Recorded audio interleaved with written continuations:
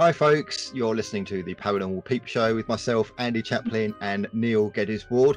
You'll notice there was a little bit of an error on one of our last videos. The nice little background I've got with the logos extended a little bit widescreen, which is fine if it stays widescreen, but what Skype tends to do is it kind of squishes you into little squares for the actual video, so I've had to kind of squish it so you can actually read it now. And you'll notice a little man in black on that shoulder, a little alien on that shoulder, and a wee little UFO that's making me glow, which is quite nice.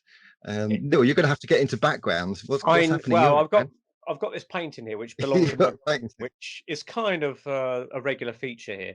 But of course, for people that are listening onto the podcast, they won't know what you're talking about. So they'll have to go onto explain.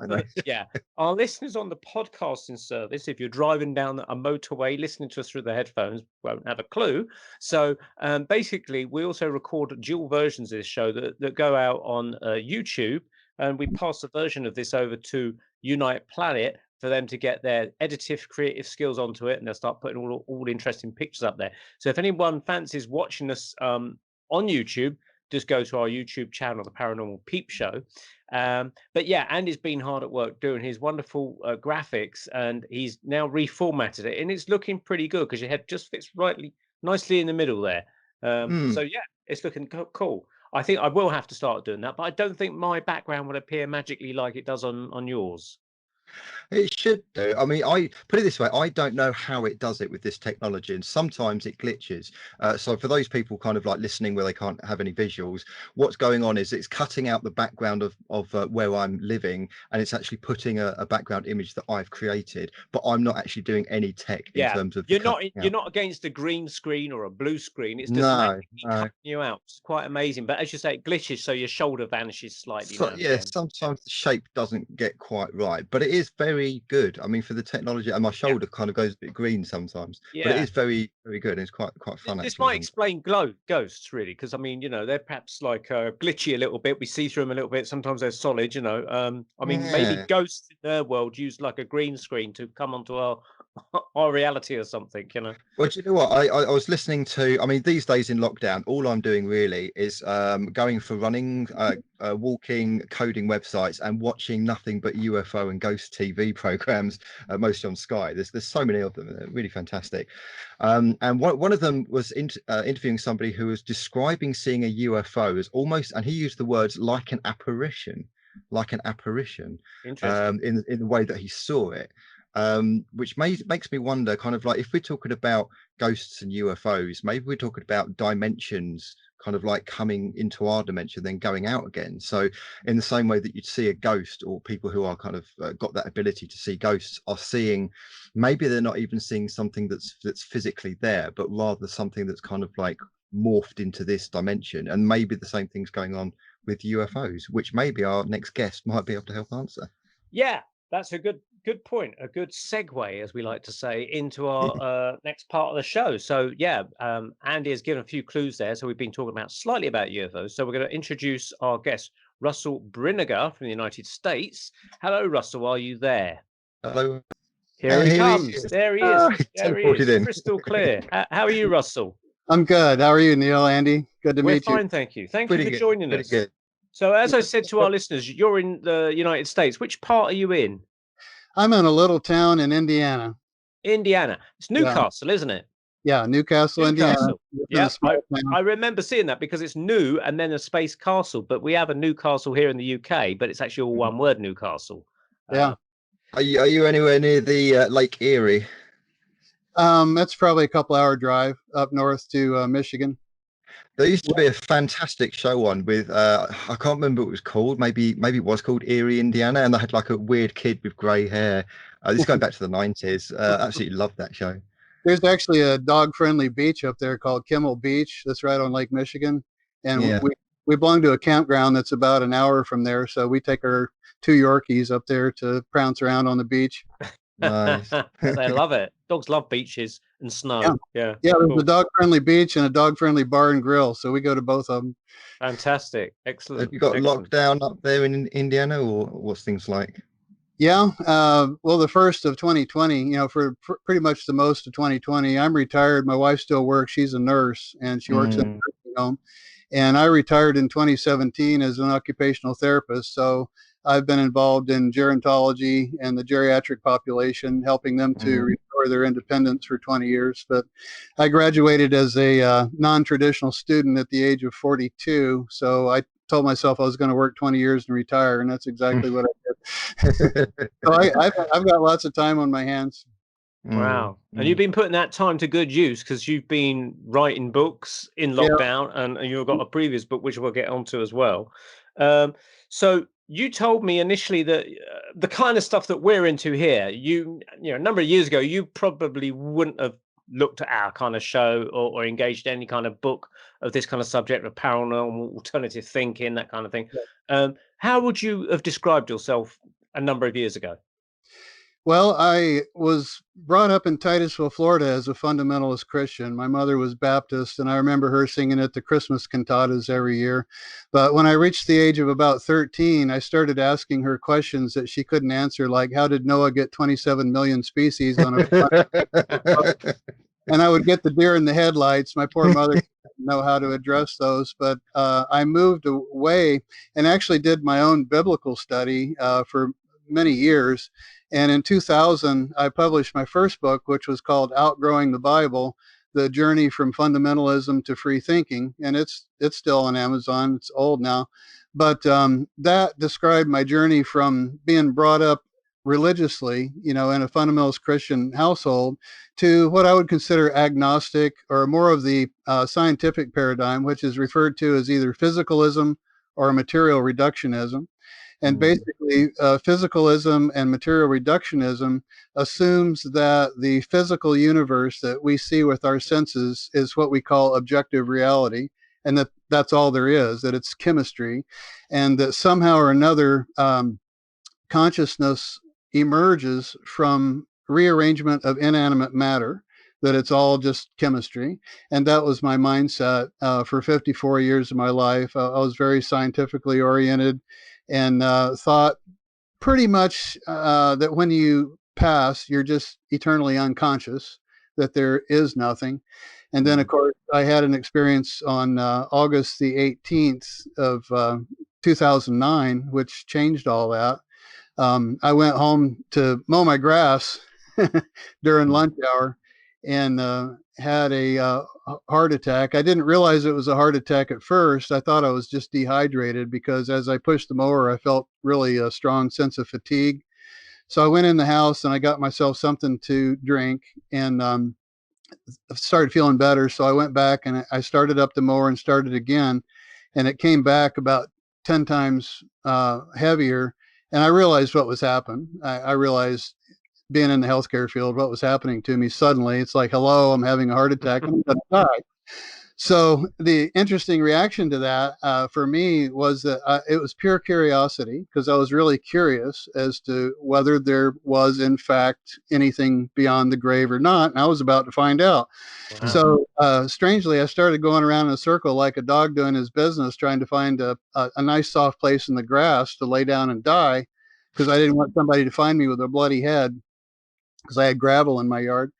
And then all of a sudden, I stood up and I was compelled to look in the direction of the sun. It was a hot August day.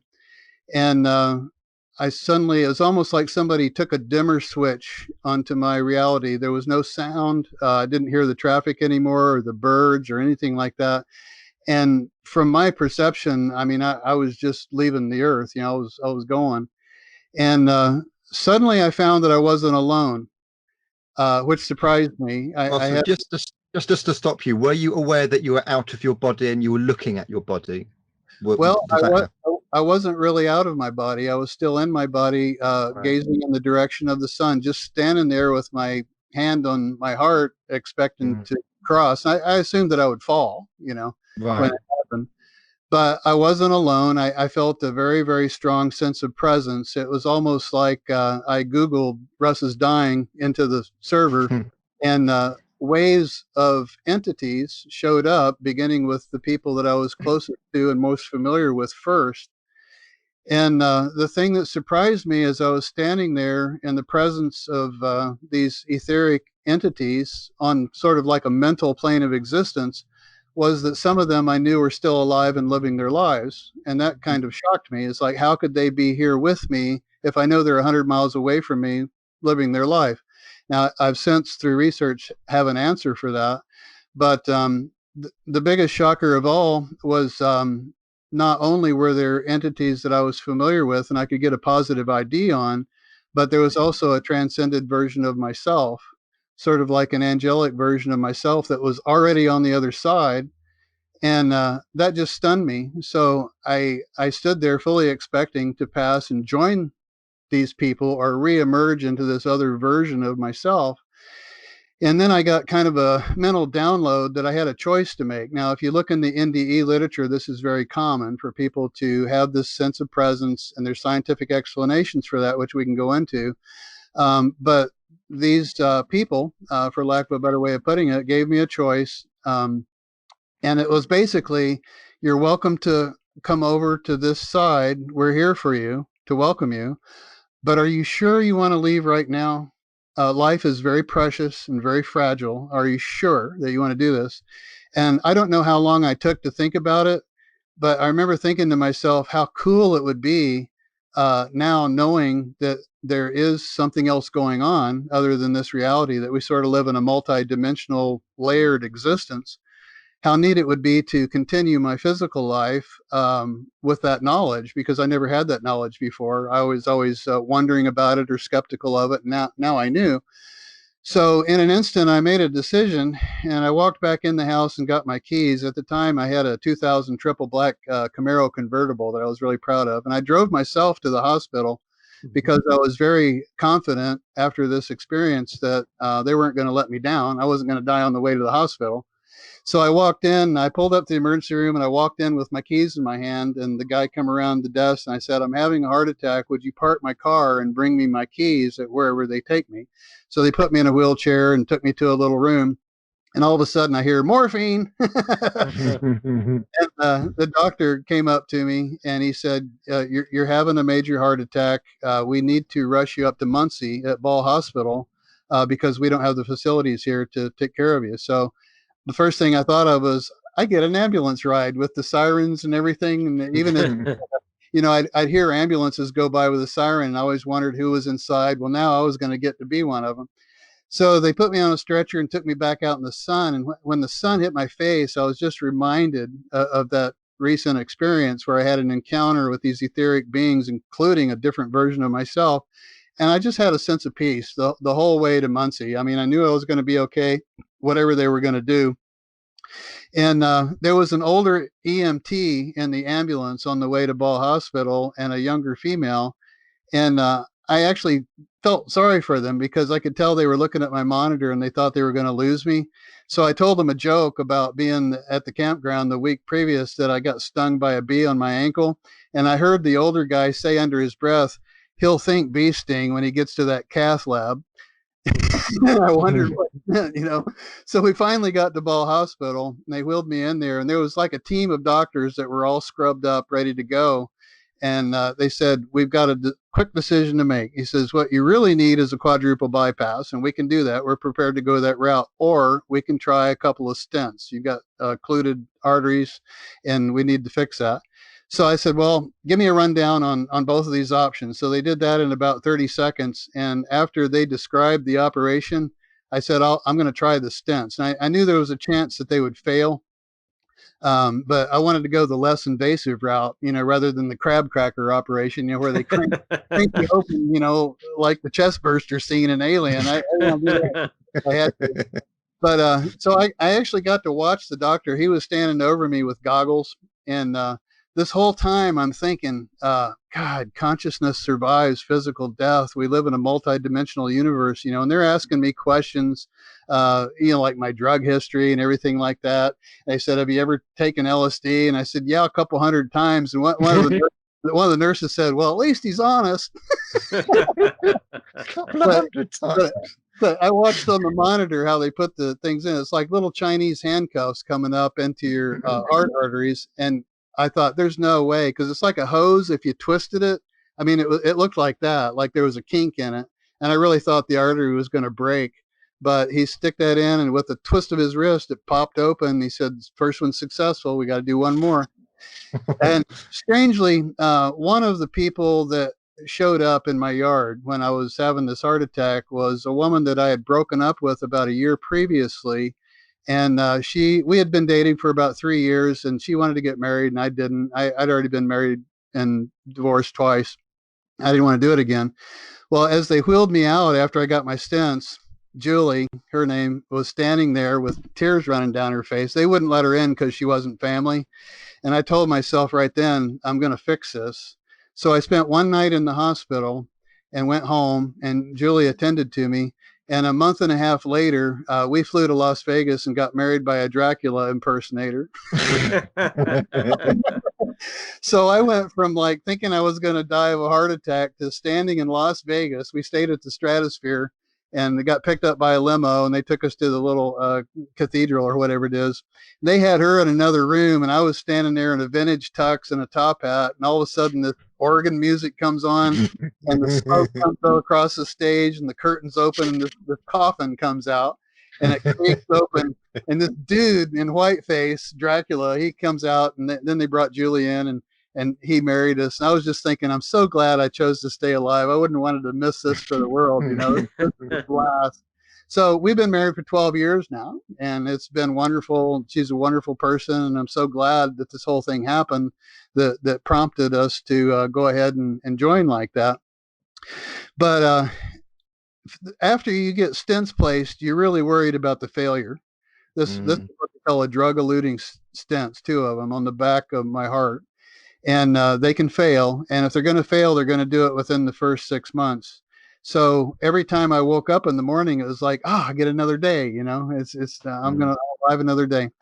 But as soon as I became confident that I was actually going to live, this was 12 years ago now, I just dug into the research. And I was never much of a reader, but I went to Walmart every time I had enough books to get another bookcase. I mean, the cashiers knew me there because I was buying another bookcase. So I'm surrounded by about 300 books that I read. And I started out researching NDEs. Now, the first thing you'll run into is the scientific explanation. They say that when you're about to die, DMT in the pineal gland, ketamine, glutamate, all these chemicals are flooding your brain, and what you're experiencing is a byproduct of your brain.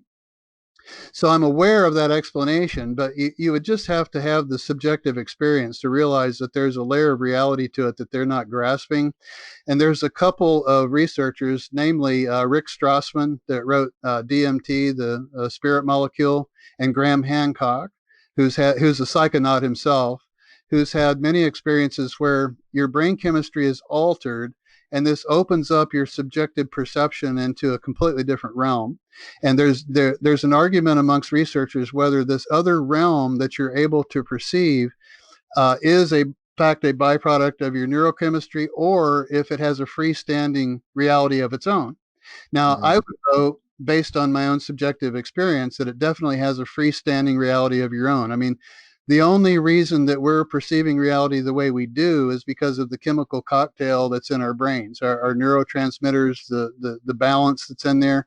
And if you change it with the introduction of DMT or psilocybin or LSD or anything like that, it completely changes the way you're perceiving reality.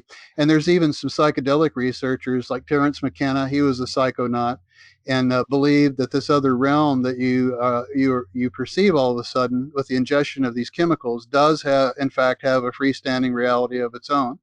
So that's a hot debate right now amongst psychologists. I think they're opening up the research on LSD and other types of psychedelics, because that's one contact modality. These chemicals that alter your brain chemistry like that are now considered a contact modality. There's a couple of really good books by the Free Organization that are out now by Rainerio Hernandez. He hooked up with former astronaut Edgar Mitchell and formed the Free Organization. And they've done a book on contact modalities, and they've done a book on abduction experiences. Now, they're at odds because another abduction researcher, Dr. David Jacobs, does hypnotic regression.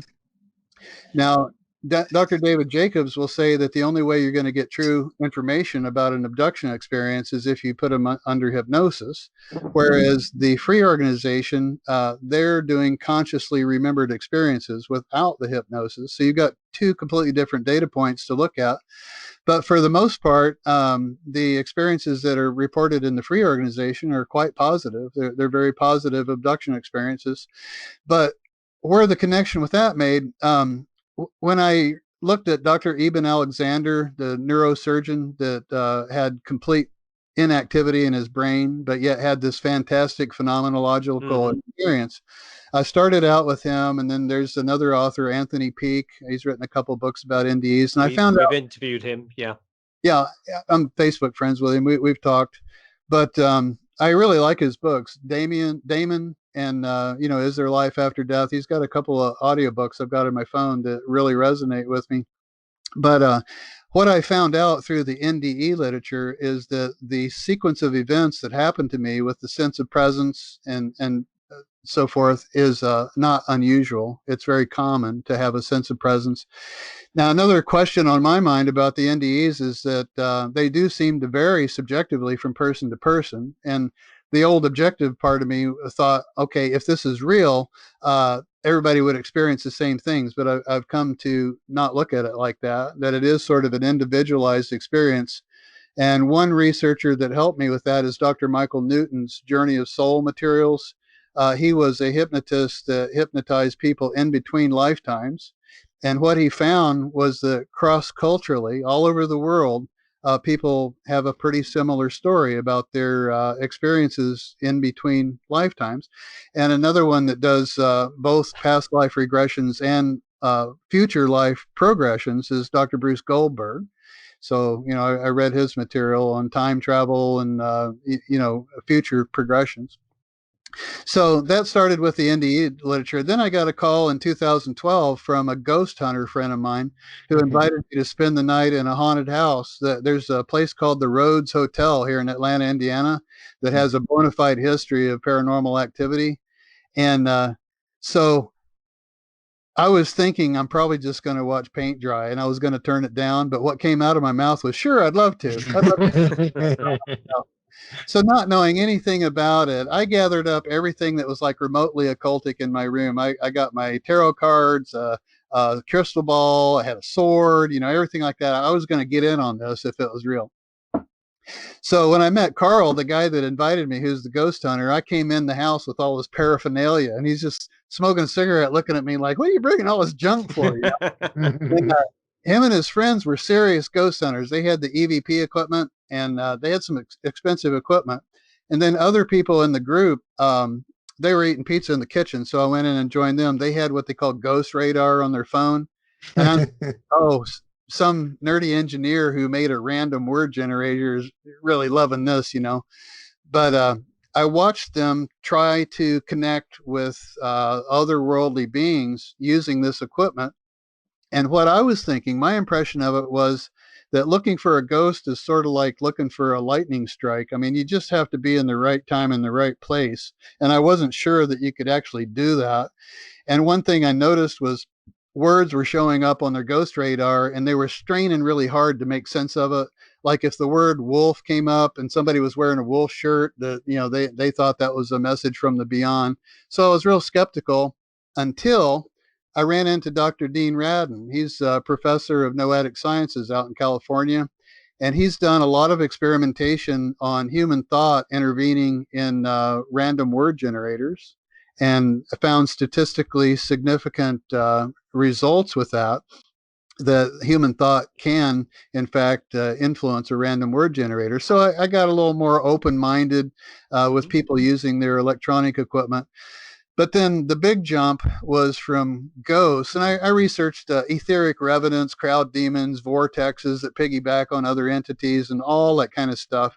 But then you run into Dr. Kenneth Ring, who had the Omega Project. And what he did was compare near-death experiences to alien abductions. And this was very familiar to me. And at that point in my exploration, I hadn't really gotten into the UFO thing too much. and was very skeptical about UFOs. I always assumed that, the distances are too great. You can't get here from there. They're not going to come here and crash in our desert or make doodles in our cornfield or ream someone's rectum, And but he opened me up to exploring UFOs. So then you jump off into Dr. Jacques Vallée, and my favorite that really resonated me was John A. Keel. I've got several collections of Andy Colvin's magazine articles from the 60s from John Keel, and he's the one that coined the term ultra-terrestrial. Keel did not believe that people were coming from 100 million light years away to visit people here. He thought that we coexist with an indigenous population in an adjacent dimension that we don't understand, and that they somehow have knowledge or a connection with the human collective unconscious. And that's how Dr. Jacques Vallée noted that as sightings go along, their appearances morph over time. Like back in the 50s, you get these tin can looking things like George Adamski's site. And then now you're getting these wonderful light beings and what they call Ibanis in Mexico that show up in the sky dragons or sky snakes, where there's this, they almost look like a cluster of balloons, and probably some of them are. I mean, I'm sure there's hoaxes, but some of them are unmistakably almost biological in nature. And many of these pods spew out these little spheres, which Jaime Maussan thinks are creating some of the crop circles. And if you look at the crop circle research, like Dr. Eltjo Hasselhoff concluded that some of the crop circles were produced by a point source of radiation. And you can even calculate how far away from the ground this point source of radiation is by measuring the node expansion links. It'll be the node expansion will be pretty thick in the middle, and then it goes out. And it turns out that a lot of these crop circles, it conforms to the Beer-Lambert law of electromagnetism. So you can scientifically prove that this formation was in fact produced by a point source of radiation. So there's a lot going on in that field. The presentations are changing as human consciousness evolves. And that leads you to Carl Jung and his work. Carl Jung was completely obsessed with flying saucer phenomena, and thought that this was a manifestation of the collective human unconscious, that as our collective consciousness evolves over time, these presentations will morph and change, like they're doing. So then you look at the abduction reporters, the experiencers themselves, and you find the reptilians, the mantis people, the Nordics, the tall and small grays. And it begs the question, is this what our visitors really look like, or are these projections of our own idea of what an alien would look like? I mean, from my perspective, we may not even know at this point in time what our visitors actually, what their appearance really is, or where they're actually coming from. So I'm quite open. As far as the extraterrestrial hypothesis, there's a couple of cases in particular that lends me to think that there's both. There's both biological creatures that are humanoid that probably exist in our own solar system. Dr. Morris K. Jessup thought it existed between the Earth-Moon matrix. He thought the moon was occupied and that there might be a base there. So did George Leonard, that wrote Somebody Else is on the Moon. It's a very convincing book. But Antonio Villas Boas, who had this like sexual encounter, that would be easy to write off unless Peter Corey came along in the 1990s from Australia that had a hair left over from the encounter that researcher Bill Chalker did DNA analysis on. And he found out that the hair was a combination of, I think, Chinese Mongoloid and Laplander. And when the results came back Laplander, that really raised the hair on the back of my neck, because when John Keel in the 60s investigated Men in Black sightings, he carried a chart with him that had all the various ethnicities on Earth. And when the Men in Black encounters pointed out what they looked like, they always pointed to a Laplander. So there's some connection with Laplanders that's rather non-understandable. But yeah, his research into Men in Black was very interesting. He thought there was an actual human group that's from the Pentagon that were exploring the reports of these men in black that would show up, and concluded that there's also two other paranormal groups that are sort of in competition with one another. One of them wants to be known, and then the other one operates clandestinely. So the men in black phenomena is a whole different rabbit hole that you can go down. But in the course of reading this, you'll collect a lot of books and you'll read a lot of stuff. One thing leads to another, and you sort of have an aha moment where you go, my God, UFOs are real. All these people reporting UFO sightings and abductions, they're telling the truth. And when you reach that moment, it's just kind of stunning. And I foolishly, looking back on it, thought that I could actually make a notebook on all the classic sightings. I was going to log for myself everyone. I started logging the Cash Landrum incident, the Rendlesham Forest incident, all the great airship mystery back in 1897. And I thought what I'd wind up with is a notebook maybe an inch thick, with every sighting that's ever been recorded. And what I found out was that the more I researched the alien abductions and alien sightings and classic cases, the more it receded from me, and it turned into thousands upon thousands. And you realize that it's the UFO phenomena is of great antiquity. There's paleo sightings in Japanese cultures, Chinese cultures, strings of pearls going across the sky, fiery dragons. Alexander the Great had a sighting of flying shields. You find out that Kenneth Arnold wasn't the one that came up with the term flying saucer. There's actually another guy in Texas that actually said it looked like a flying saucer. So you find out that the UFO lore in the public domain is very vast, very intriguing, and once you get into it, it's just absorbing. So that's what I did for many years. And now, go on, Andy. Go on. I was going to say, what you're saying resonates with how I possibly understand is what's going on in terms of the entities on this planet, and the stories of kind of demons and the negative side. From what I've heard, the church's point of view is they're kind of like they're connected to the devil and Satan and that kind of thing.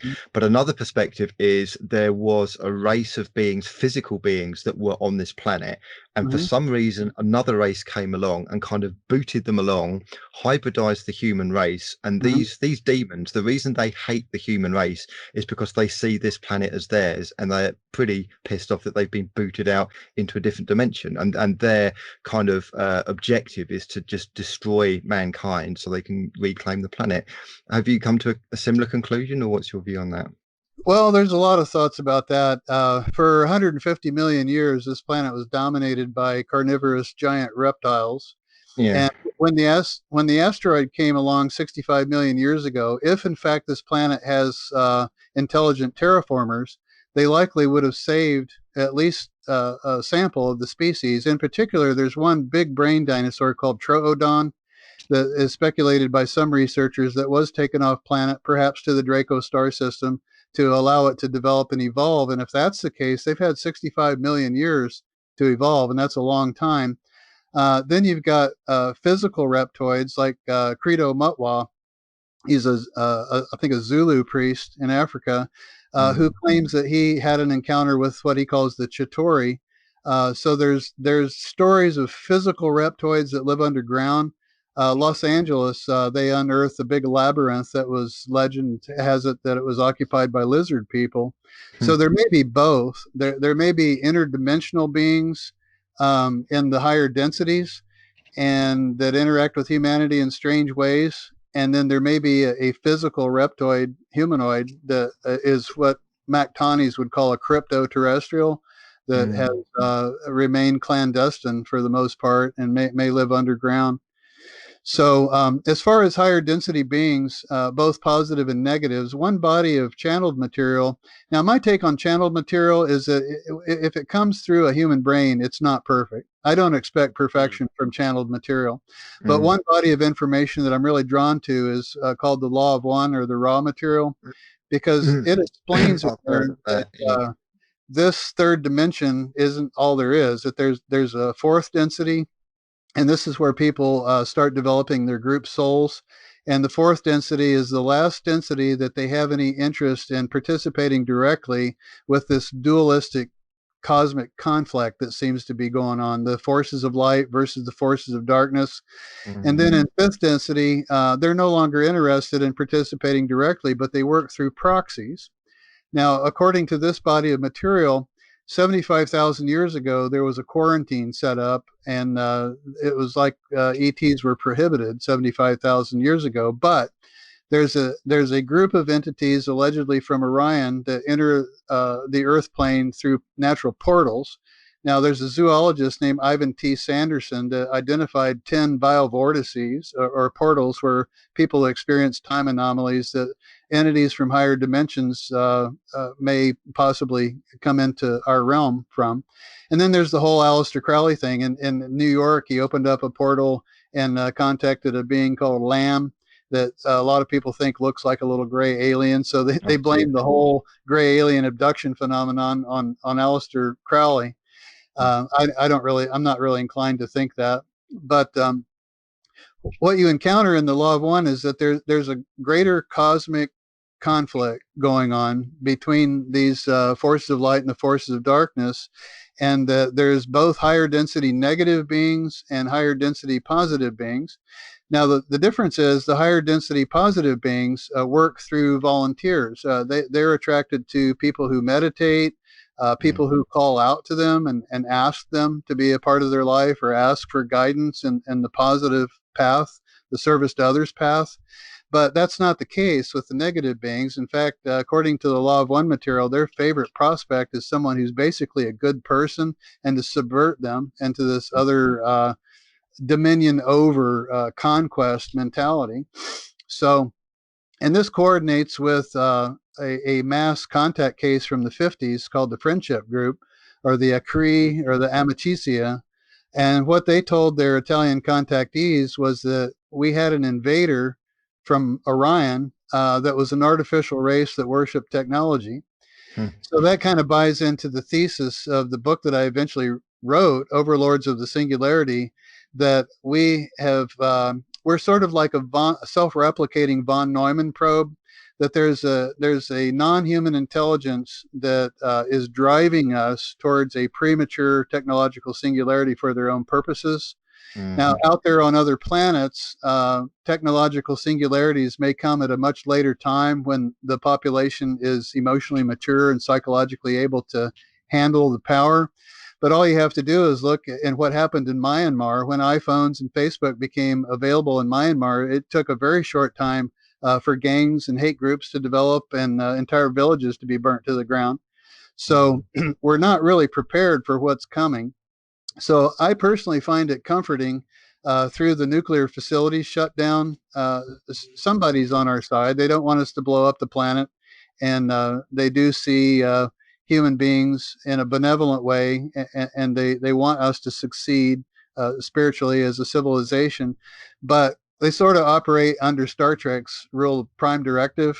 And they only seek the volunteers. So my personal take on that is the collective consciousness of the world has to reach a critical mass of acceptance and reaching out to the positive higher density beings before they would have any type of open contact with us.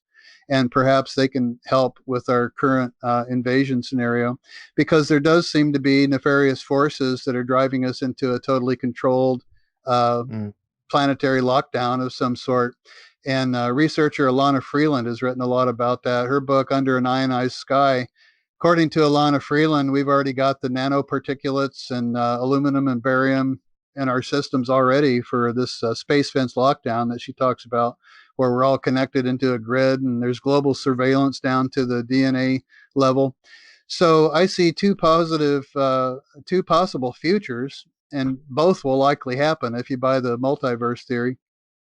But one of them could be a very positive post-singularity world, similar to Jacques Fresco's version of the Venus Project, where AI is running the planet and produces all of our goods and services, and everybody can live on the standard of a modern-day millionaire equally, with no money involved at all. I mean, to me, that's a very positive vision. But what I've found is that one person's utopia is another person's hellscape.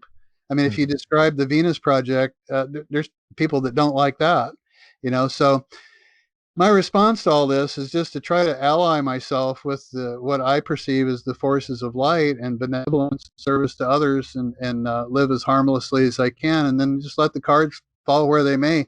At 65, I'll probably have another exit point within a decade or so, and I've told myself that the next opportunity to cross the veil that I have, I'm going to take it. I don't think I'm going to opt for the crab cracker operation, but yeah, so I'm really looking forward to the next level, if you will. And this coordinates with multiverse theory. You've got physicists now like Sean Carroll and people like Dr.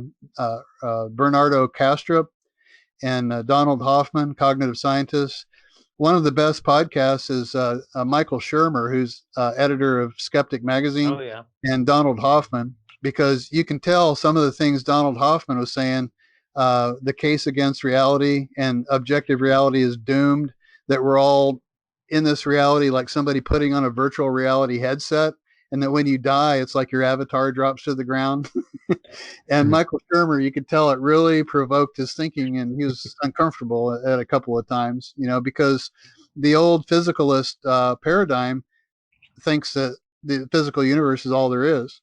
Neil, you were gonna ask something. Well, I'll just say, as we were talking about Michael Shermer, I remember something that Ben told us. A friend of ours, Ben, told us something, because Michael Shermer got married a number of years ago to his German wife in their house, I think it was, and the bride-to-be had an old radio given to her by her father that had passed over some years before. And of course, they're both skeptics, but she had this radio as token of him, something to remember him by. It didn't work, apparently, and Michael Shermer allegedly tried to fix the thing. It wouldn't work. He just couldn't get it to work for love or money. So they just put it in a drawer or something. And anyway, on their wedding day, which was taking place in their house with their invited guests, they heard some music coming from somewhere. And I think it was the father's favorite tune or something. And they walked around the house thinking, they had to stop the proceedings of the wedding and to try and find where this music was coming from. They went upstairs and they could hear it coming from the drawer where this broken radio was. And they pulled it out and this radio had started to work again. And it was playing the favorite tune of this lady's father. And Michael Shermer, apparently, according to what I was told, actually did kind of ponder, thinking, is there something going on here?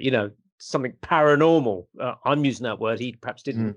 But, Ben, our friend Ben, wondered if Michael Shermer is starting to actually cross over to our way of thinking. So did he insert that into his own magazine, his Skeptic magazine? I don't know. Ben read it somewhere. So maybe Ben read it. I think Ben perhaps read it in an article. People like myself prior to 2009 and people like Michael Shermer, they're going to have something that really shakes up their paradigm and cracks their cosmic egg, so to speak. It's almost like a religion. Physicalism has its own high priests and theology. Okay. And my experience since I've changed paradigm is the people of the old paradigm will reject you. It's almost like you're excommunicated from the Church of Scientism, but they will readily admit that they have what they call the hard problem of consciousness with their physicalist paradigm, because you can rearrange inanimate objects like subatomic particles all you want, and you'll never get consciousness out of it. And scientists do not have a clue, even though there's a correlation between brain activity and certain experiences. They don't exactly know, like, where the taste of chocolate is or the smell of leaves outside. The qualia or the rich subjective experience that we all enjoy in these bodies and these five senses that we have is pretty non-explicable just by coordinating it with brain activity. And so they have the hard problem of consciousness, and the reason that it's hard is that it's impossible. You can't get consciousness from inanimate matter. So Dr. Bernardo Kastrup and his idealism, there's an intermediate between physicalism and idealism. Physicalism says that consciousness is an epiphenomena of highly organized matter, and idealism says that consciousness is fundamental, what they call the ontological primitive, and that matter emerges from consciousness. So it's a total flip. And Kastrup has written the book, The Idea of the World, which is really excellent. he really explains idealism. But there's intermediate stages. Dr. Jacques Vallée explained one in a TED talk that I watched. I think it was The Theory of Everything on YouTube, where he says that beyond physical reality is a realm of metaphysical information structures. Now, that sort of smacks of ontic pan-computationalism, where it's like the intermediate stage between physicalism, where this is objective, it's all it is, when you die, you're dead, and that there's this other metaphysical realm of informational structures beyond the physical world. But then you go full bore idealism, which, by the way, matches a lot of the Indian mystics. They've been saying this all along, that consciousness is fundamental and that matter, they refer to it as Maya, or the great illusion.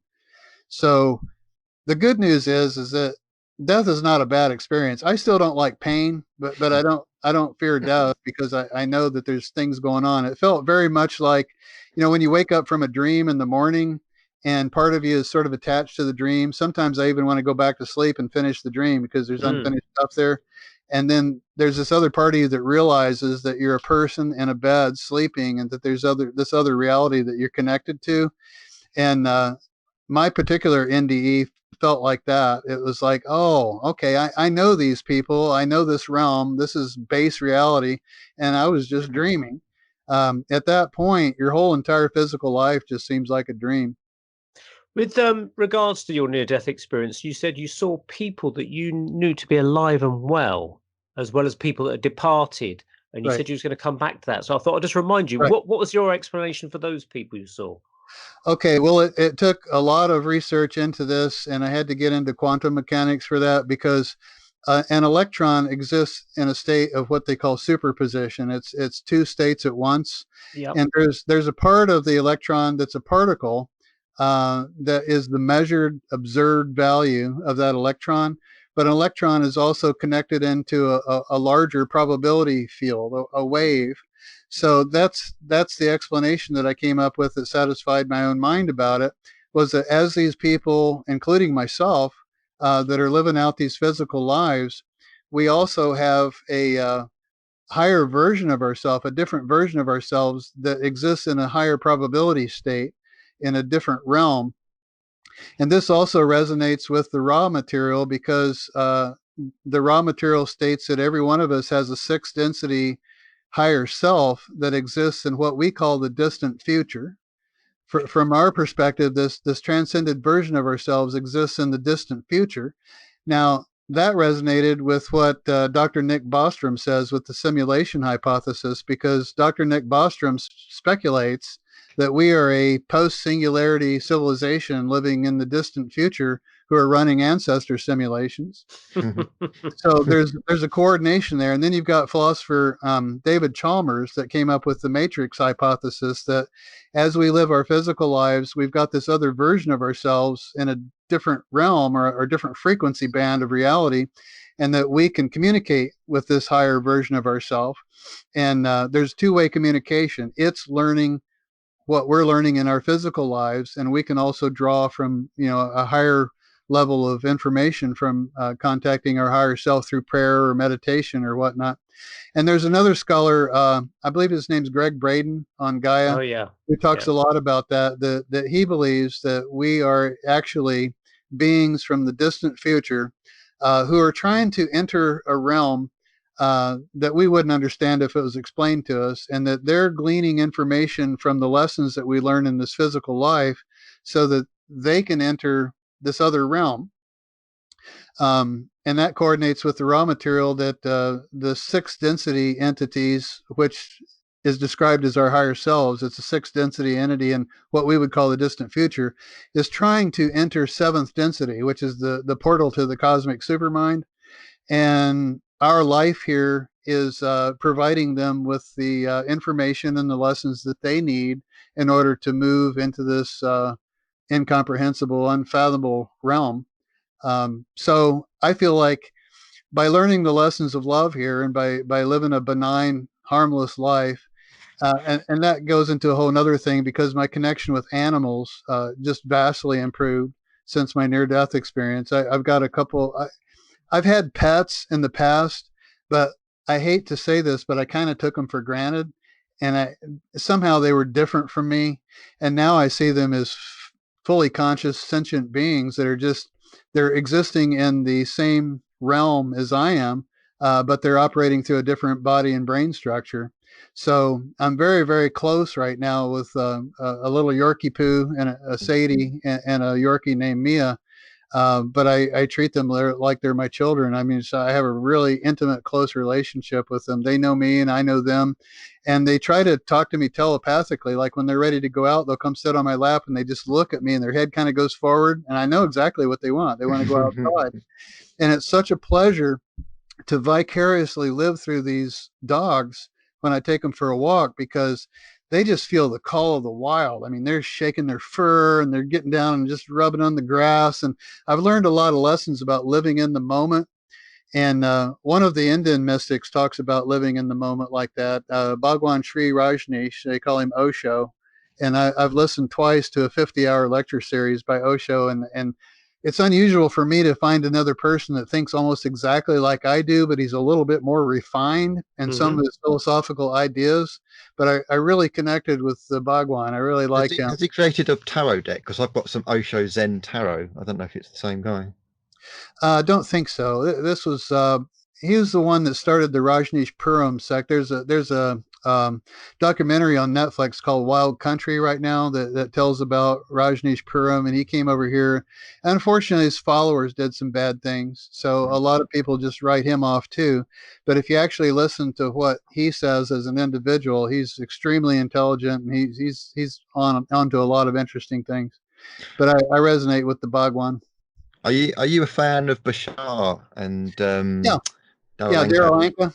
It's interesting you're talking about kind of like with the soul thing, because I think one of the things that Bashar was talking about was, yes, they're from the future. Like Bashar is an entity from the future that, funnily enough, looks like a grey, but on the positive side, not the negative side. But also he was talking about oversouls, and he was talking about that actually on this planet there are really only 300,000 souls, and what they are is that they are fragmented.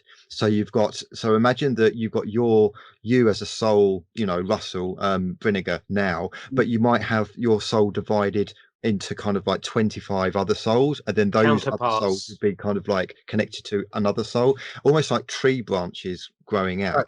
And of course this also resonates with things like Neil Donald Walsh and Conversations with God, and things talking about we come from a source. There is like a source energy that basically wanted to find out about itself, and the only way that it could do that is to kind of see itself from not being itself, and so it fragmented itself out into the infinite reality.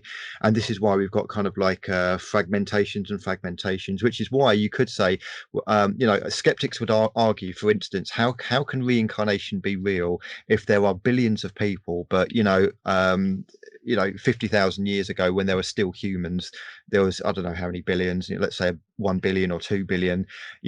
How can that happen if there's 50 billion now and there's 1 billion then? Well, what would solve that would be soul fragmentations. So if you go to the other side, so to speak, as Russell, you would then kind of split into different souls that would then reincarnate, hence the population expansion. I don't know what your thoughts are on that. Well, that's exactly correct. I've even wondered if there's people that are alive on this planet right now that are connected into the same higher self that I encountered in 09. I don't have the answer to that. And also there may be people or beings living on other planets that are connected to the other version of myself that I encountered. I'm open to all that. I don't have solid answers on that, but I'm open to it. And one interesting person is Sean Carroll. He's a big advocate of the multiverse theory, that these parallel timelines are continually decohering from one another. And the question that I have for him, I mean, he's an atheist to the point where he thinks when he dies, he's dead. But at the same time, he thinks there's an infinite number of him living in these other parallel timelines. So you would think that somebody like that would just think that his locus of consciousness would just shift from one timeline to another throughout eternity or something. But that seems to be where the direction science is going, that there's a quantum field. It's an eternal, timeless, infinite quantum field. And that, like Dr. Bernardo Kastrup says, we're disassociated alters of one another, we're actually the same person living in a different body. That's And what there's Bashar said. Bashar was talking about when it really comes down to it, there's only one person in the room. right. And Well, yeah, once you sure. get that concept, it's like, Yeah, okay. it is. Well, it makes sense of, like, in the New Testament when Jesus said, what you do to the least of these, you've done unto me, and to treat strangers carefully because they could be angels unaware. There's a lot of things that suddenly make sense, and I like Dr. Richard Carrier when it comes to the Bible and everything. He thinks there's a 1 in 3 chance that there was a historical Jesus. He's an atheist. But to me, it doesn't matter because I don't think advanced benevolent beings expect or desire worship from lesser beings to their person. And there seems to be two concepts of the character Jesus, historical or not. One is what I call the cosmic sugar daddy. It's like all you have to do is just profess his name throughout your life, and then when you die, you get a ticket to heaven for eternity. And then there's the cosmic mentor take, where he came, he showed up, he gave us the keys to ascension, benevolent living, returning kindness for evil, all these admonitions that he did, and he left. And then if we apply those principles to our lives, that we can overcome the cycle of reincarnation, or make it to the next level, or ascend, or whatever you want to call it. And there also seems to be a historical connection between the teachings and the theology behind Jesus back to other historical characters like Krishna and Horus. And there's one person named Graves, I believe, that wrote the 16 crucified saviors of the world. So it's a very, very old story that may have manifested in the latest version in the story of Jesus. And then you've got the story of Paul on the way to Damascus. He has a classic UFO encounter where people today, they get Klieg's conjunctivitis. Well, he was blinded for 3 days by a luminous light, according to the story, and completely changed his paradigm. And went from a person who murdered Christians to a great evangelist. Now, you mentioned before the tendency for fundamentalist Christianity to label euphonauts demons. That has changed in the last couple decades, because in 1975, the Reverend Billy Graham, who was considered the greatest evangelist of that era, he wrote a book called Angels, God's Secret Agents in 1975. And in this book, I read, he reveals his theory that some of the pilots of the UFOs are angels. Now, if you fast forward several decades to today, you've got Chuck Missler, L.A. Marzulli, and just different people that have this demonic view of the euphonauts. And both may be correct, because both of them may in fact exist. So you've got a hodgepodge. You've got the physical cases like Antonio Villas-Boas and Peter Curry that indicate that there is some biological flesh and blood population that wants to breed us genetically for possible off-world transportation. I mean, who knows what their purpose is on that, but that seems to be going on.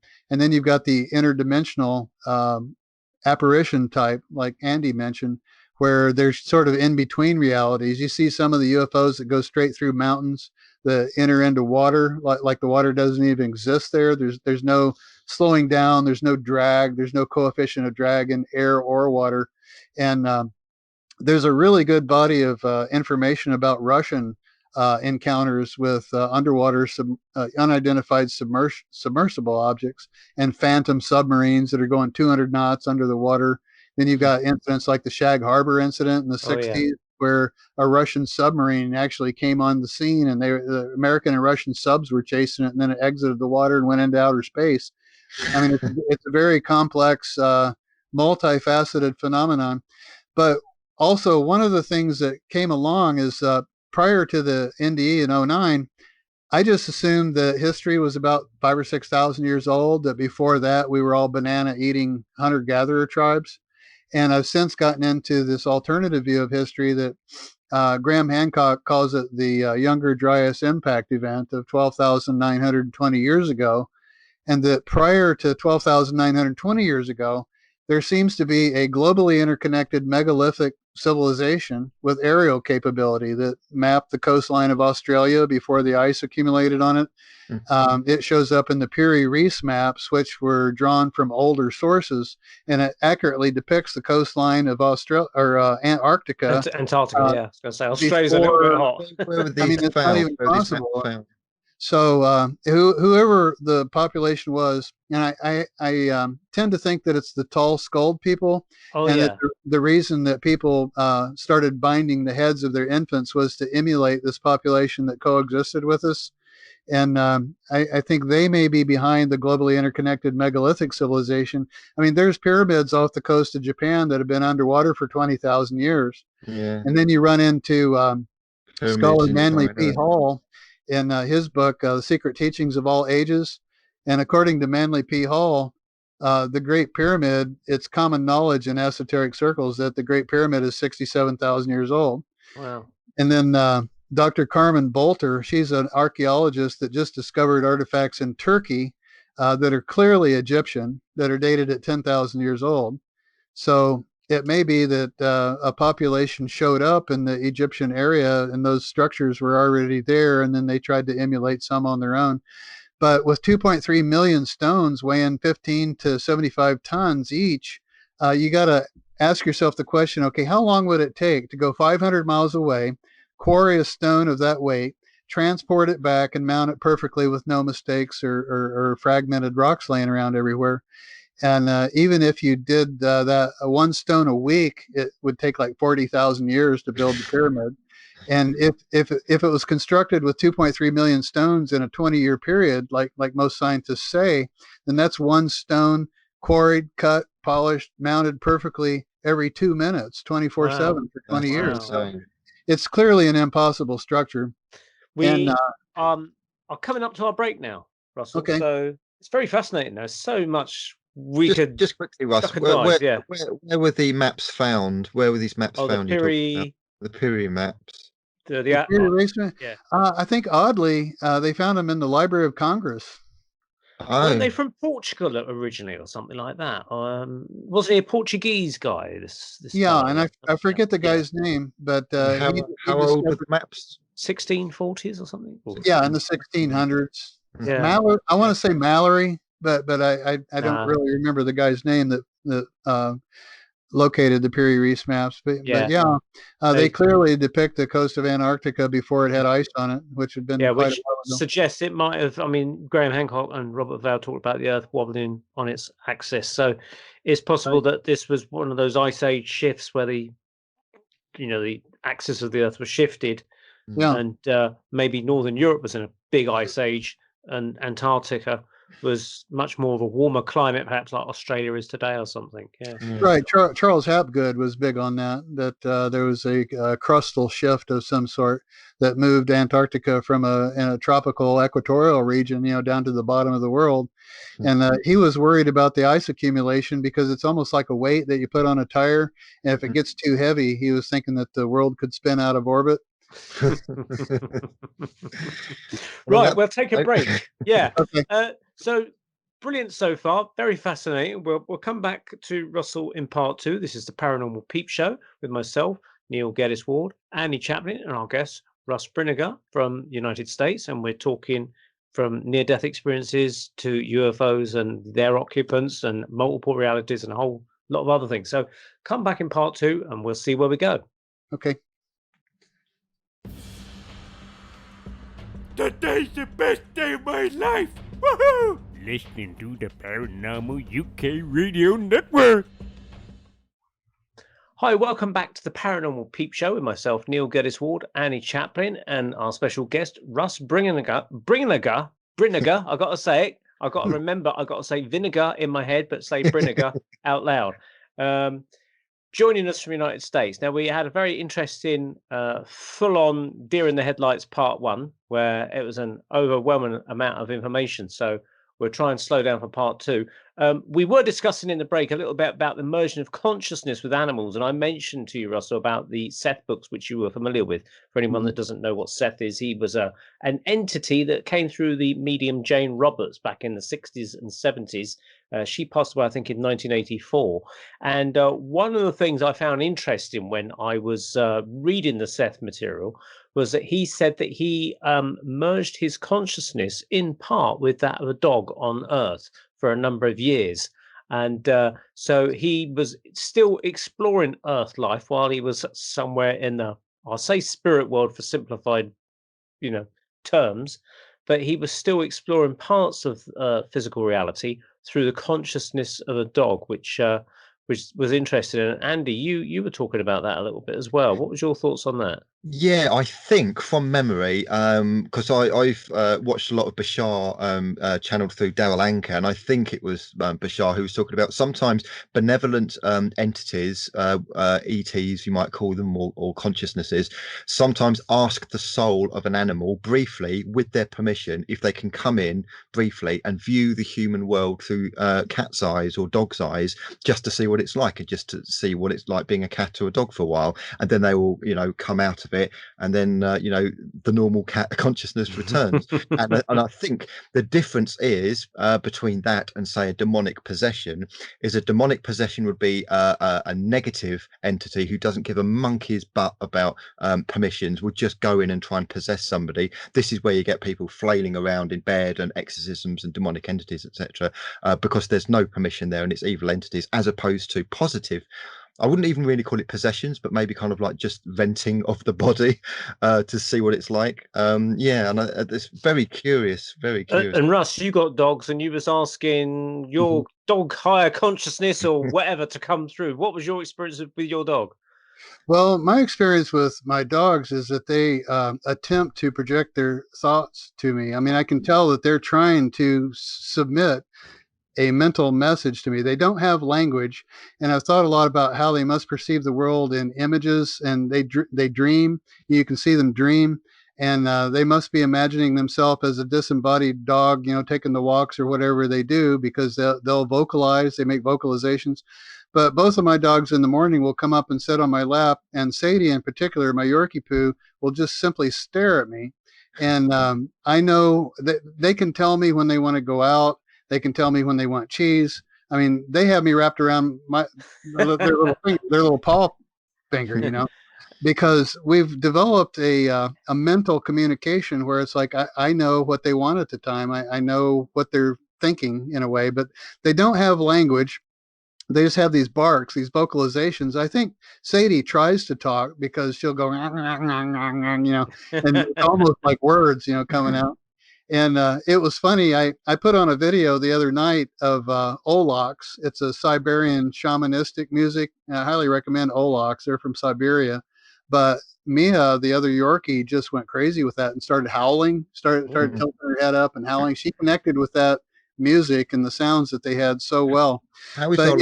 Very, very possible that people can hitchhike and another person. If we're disassociated alters from one another within a universal cosmic mind, it opens up all kinds of possibilities. How is Olox spelt for anyone that's wanting to search it?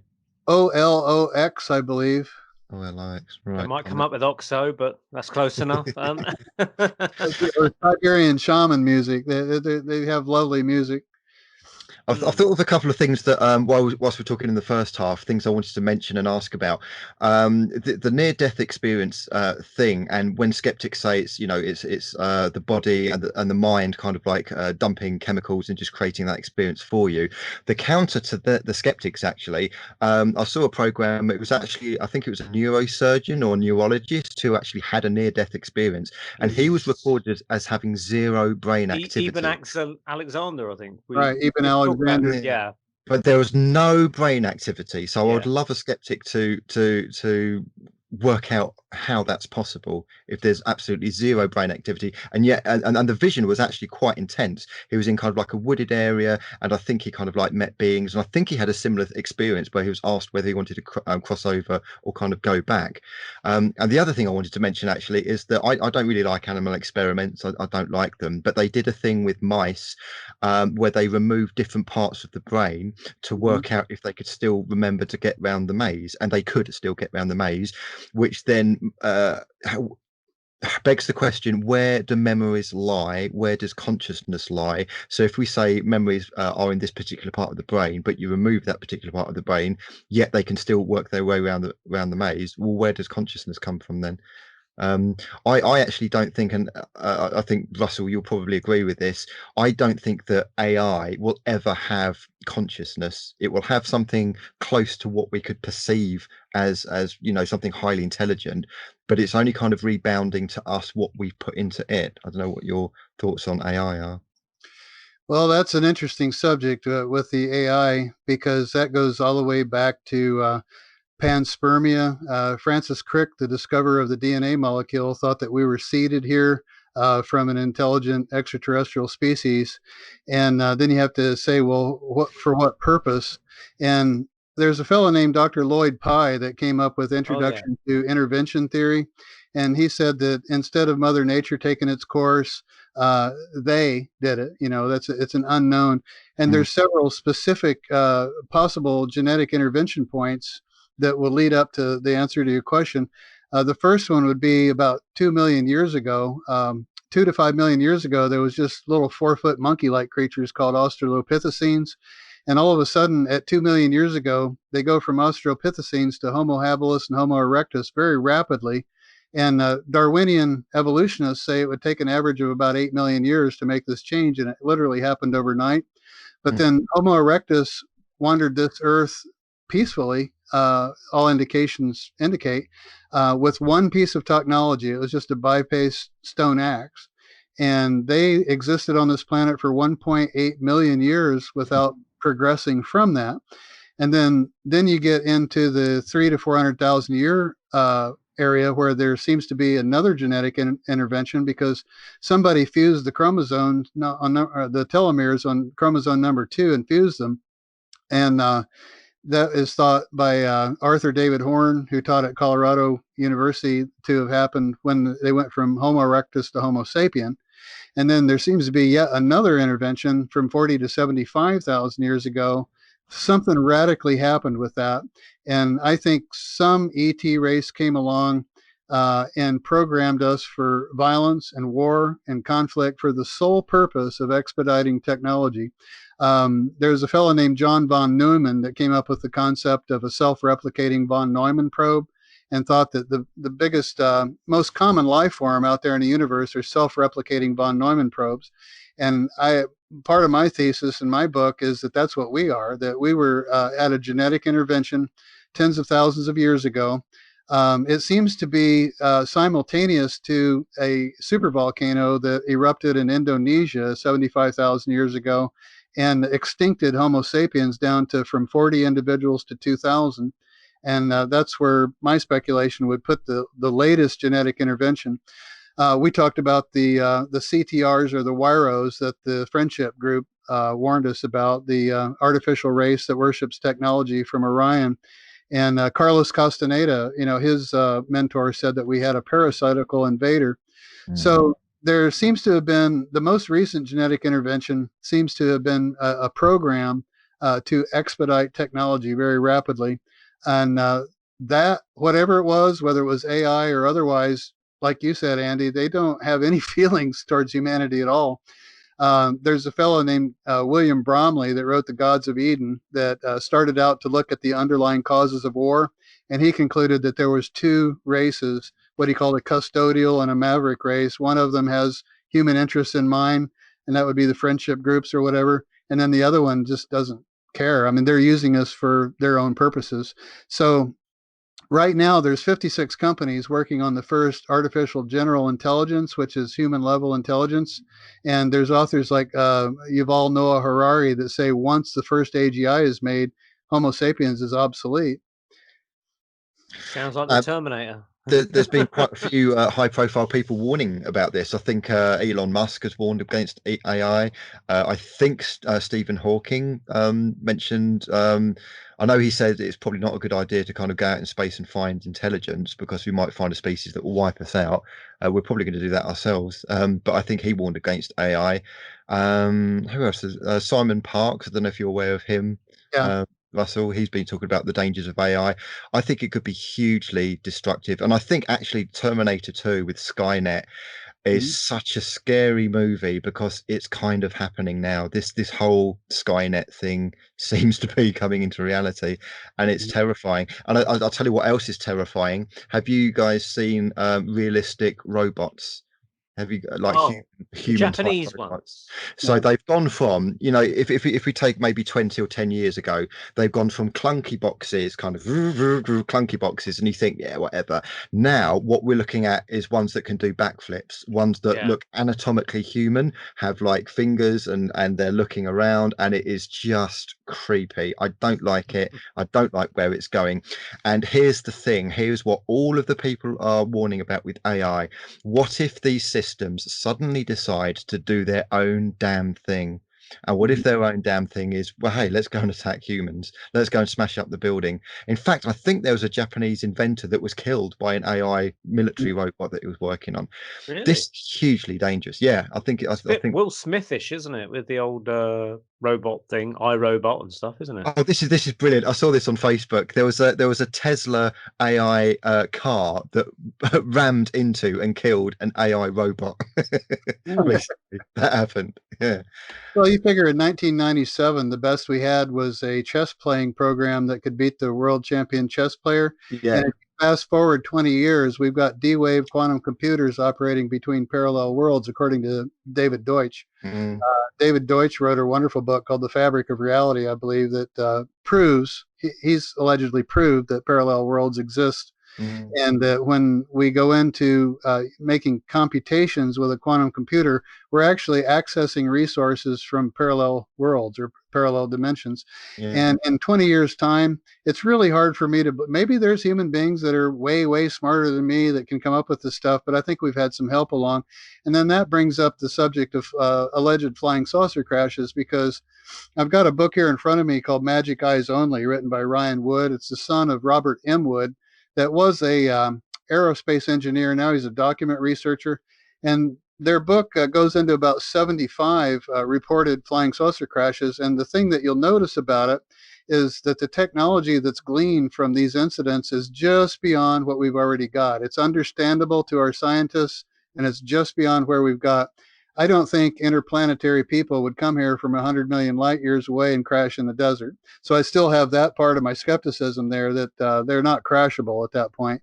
But there seems to be some intelligence that are producing these staged or fabricated events to feed us little breadcrumbs to lead us into some say a premature technological singularity. Now, the purpose of creating a singularity is open for speculation, and we really don't know what an artificial superintelligence would do. The 56 companies that are working on AGI, human level artificial general intelligence, there's 56 in competition with one another. One of them is DARPA. So a lot of Earth's future, and whether we are a space fence lockdown or a Venus project like Utopia, depends on the cognitive architecture that goes into our very first AGI. I'm rooting for the Machine Intelligence Institute. And if they come up with the correct cognitive architecture for the first AGI, we could have a very bright future. So basically, the future of the Earth is totally dependent and in the hands of these 56 companies that are working on human level artificial intelligence, and whoever gets there first will determine the future of the world. This is what worries me. I think what it is, I'm not against technology, but what it is that the human race is developing technology at a faster rate than spirituality.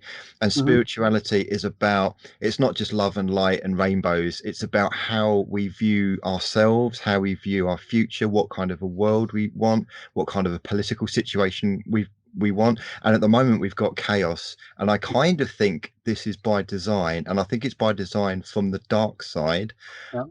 And we could go into the Anunnaki and the Nephilim. I mean, you were talking about how to confuse a Christian, asking them how to, Noah brought along 27 million animals onto an ark. Another way to confuse the hardline Christian is, what are the giants, what are the Anunnaki, and what are the Nephilim? Just watch for the deer in the headlights expression with that.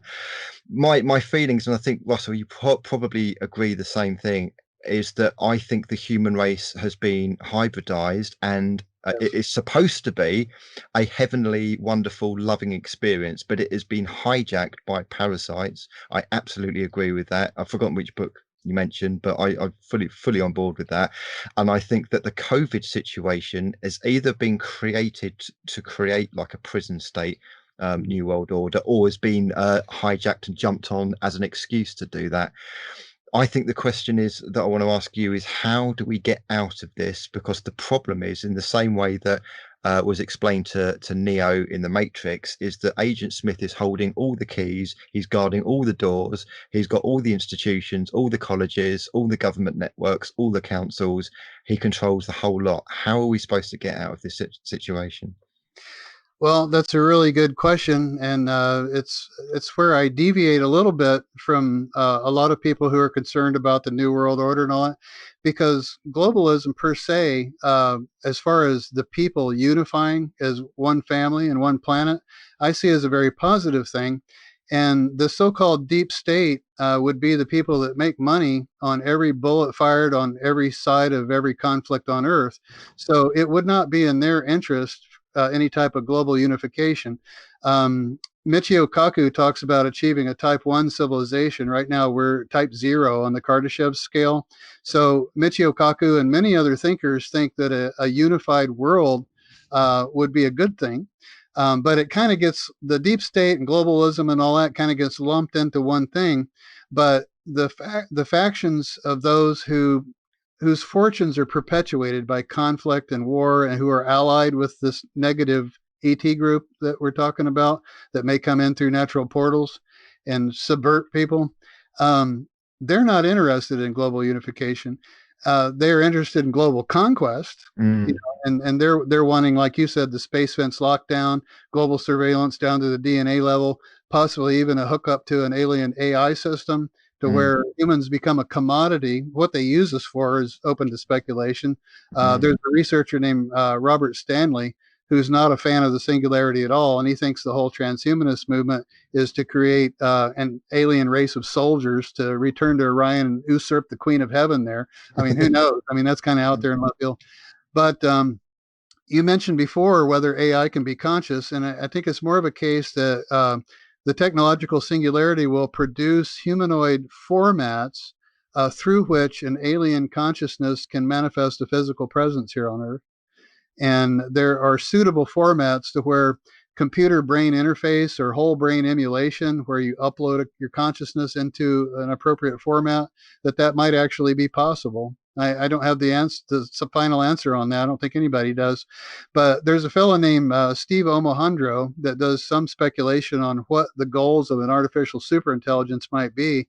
And some of the things that he mentions are quite interesting, like rendering itself invisible, lying to humanoid subjects that are interfering with its goals, engaging in ecophagia, consuming planets and asteroids to rearrange the molecules into something that's useful for the goals of the artificial superintelligence.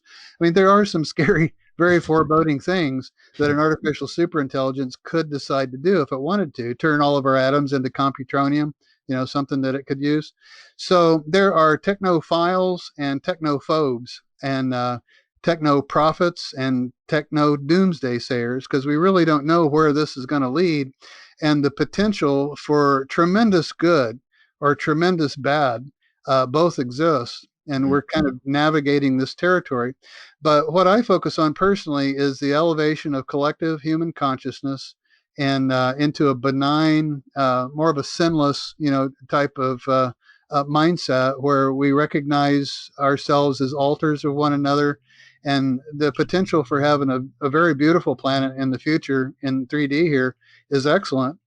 But one crucial factor is this cognitive architecture that goes into the first AGI. There's another fellow named Eliezer Yudkowsky that came up with coherent extrapolated volition, because if an AI develops some semblance of consciousness, we don't want it making decisions based on our current morality. It's like we wouldn't want a Roman moral structure 2,000 years ago where they were entertained by two men killing each other in the gladiator arena. We might still be that primitive and not know it. So the CEV is a program that extrapolates the best of all human philosophy, the best of the best, and makes decisions, based on that. Funnily enough, Bashar said exactly the same thing. He said that on your planet, it's not really AI that you fear; it's the reflection of AI of yourselves that you fear. Exactly.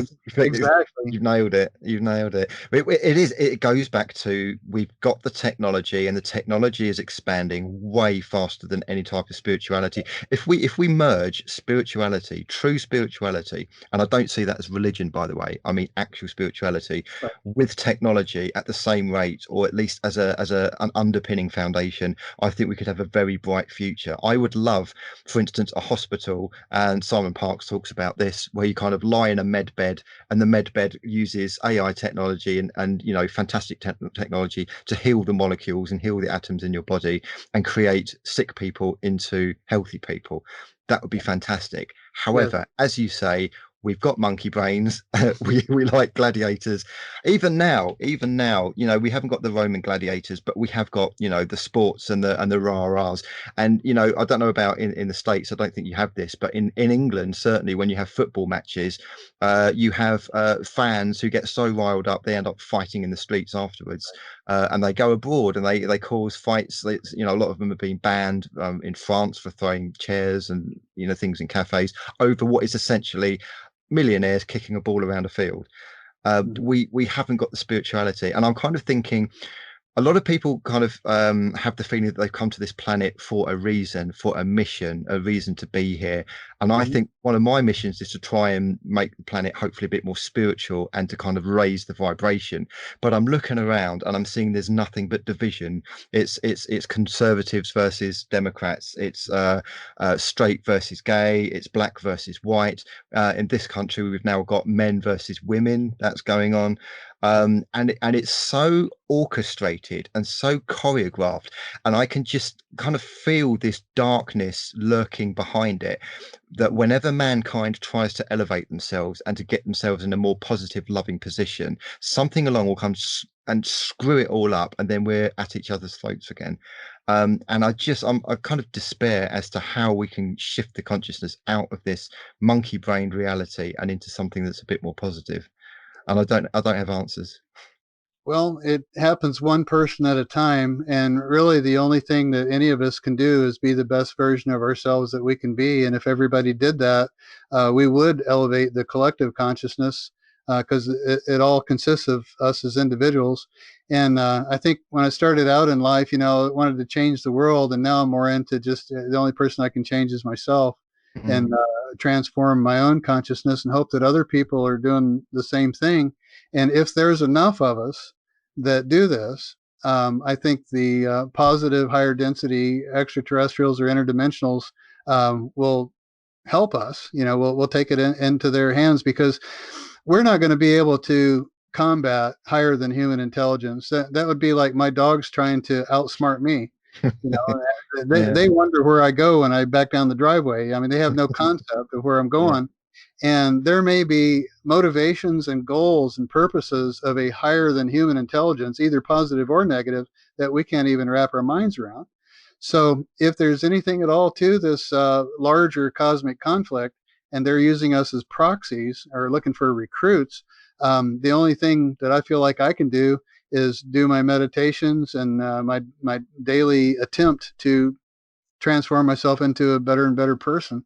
And if enough people do that, I think possibly an intervention from the positive, higher than human intelligences could happen.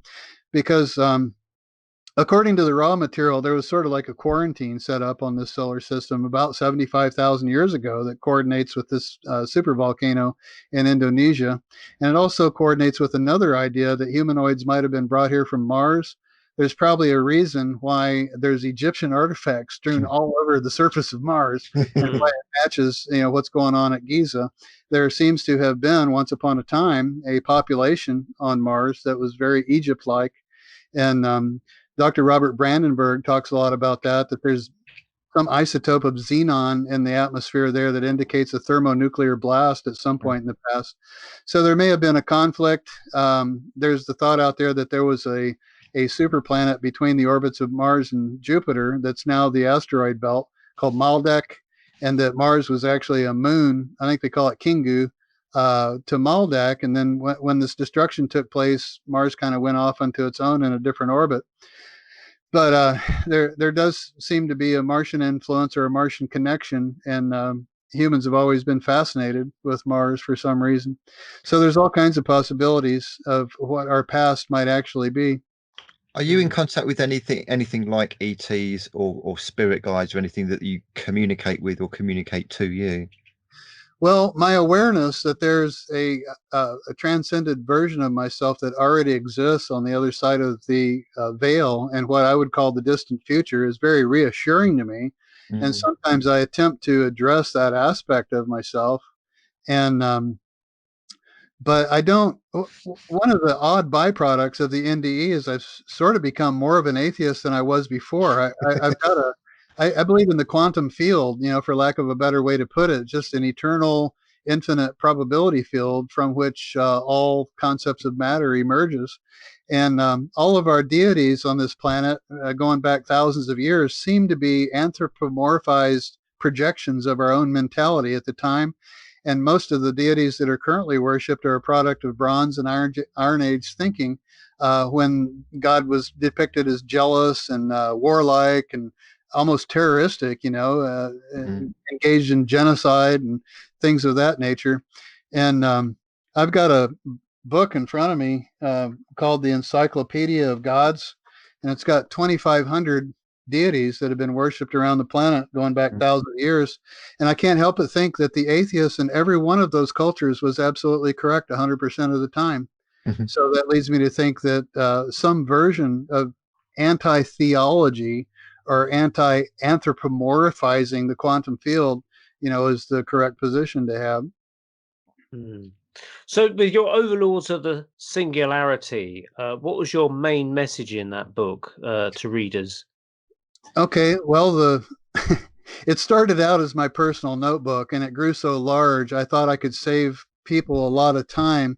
It's actually 545 pages. I'll show it up to the camera. This is what it looks like, but it's quite a thick book. I start out detailing the near-death experience and near-death research, and then I go into the ghost material, and then I go into the UFO material. And if somebody just wanted to read one book on UFOs, this would be a good one, because it's got by decade an explanation of all the classic cases and all the theories that apply to it. Like there's a geophysical theory, an intelligent geophysical theory, an interdimensional theory, an extraterrestrial theory, and all of those ideas are explored. One of my reviews said, this author's not afraid to go way out there and exploring every theory that I've ever heard of, regarding UFOs. So one chapter in it does a synopsis of 40 of the top UFO researchers going back a few decades and what they actually concluded. And what I noticed is after 30 years of research, from Keel, who thought the world would be run by a computer someday, to Jacques Vallée, who thinks there's metaphysical information structures beyond the physical universe, to James and Coral Lorenzen, Donald Ware.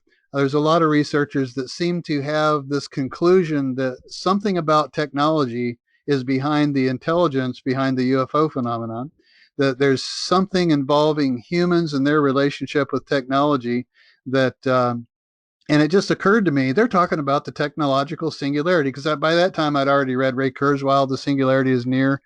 And if the whole thrust of the intelligences behind the UFO phenomenon, all these different 40 plus researchers thought that there was a technological component, that we were being prompted somehow by an extraterrestrial race towards higher and higher technology. I just personally concluded that they're referring to this impending major event that's called the technological singularity, where there's the point of no return where life has changed so radically that, we couldn't even think about going back. I think in our lifetimes, we'll see a person with augmented intelligence try to take over the world. Scary thought. Yeah, I mean, it's great. It makes for great science fiction, if nothing else, or speculative fiction, because our future could have some real surprises.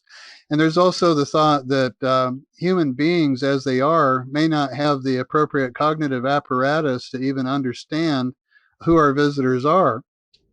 So it may be a component that we need augmented intelligence and be a billion times smarter than we are to even understand who our visitors are. So I'm not negative about transhumanism like a lot of UFO researchers are. And I'm not negative about a unified planet. I just want it to be the good version, instead of the feared deep state New World Order version, which is definitely in the works. I mean, if all the money is going to the tech, one of the things COVID did was put all the money into the tech giants. Everybody's doing everything online. They're shopping online. Jeff Bezos, made $11 billion and pays zero taxes on it. So they experienced a windfall. The top 1 or 2% economically experienced a huge windfall with this global COVID crisis. And I can't help but think whether the COVID-19 is just something natural that came about, or if it was man-made and engineered, that these economic forces that have most of the world's resources are exploiting this situation to their own benefit. You've also got Bill Gates buying up tons of farmland as well. Have you heard about that one? Yeah, I've heard about that. And what the hell is a computer nerd who develops software buying up most, I think a huge majority and percentage of agricultural land now belongs to Bill Gates, and you just think, why? What's going on there? Having $1 billion is like making $1 million a year since the year 1021. People with hundreds of billions of dollars. So I think that reality is just beyond the comprehension of most of us that have always just lived paycheck to paycheck. And it opens up, they seem to be interested in space travel.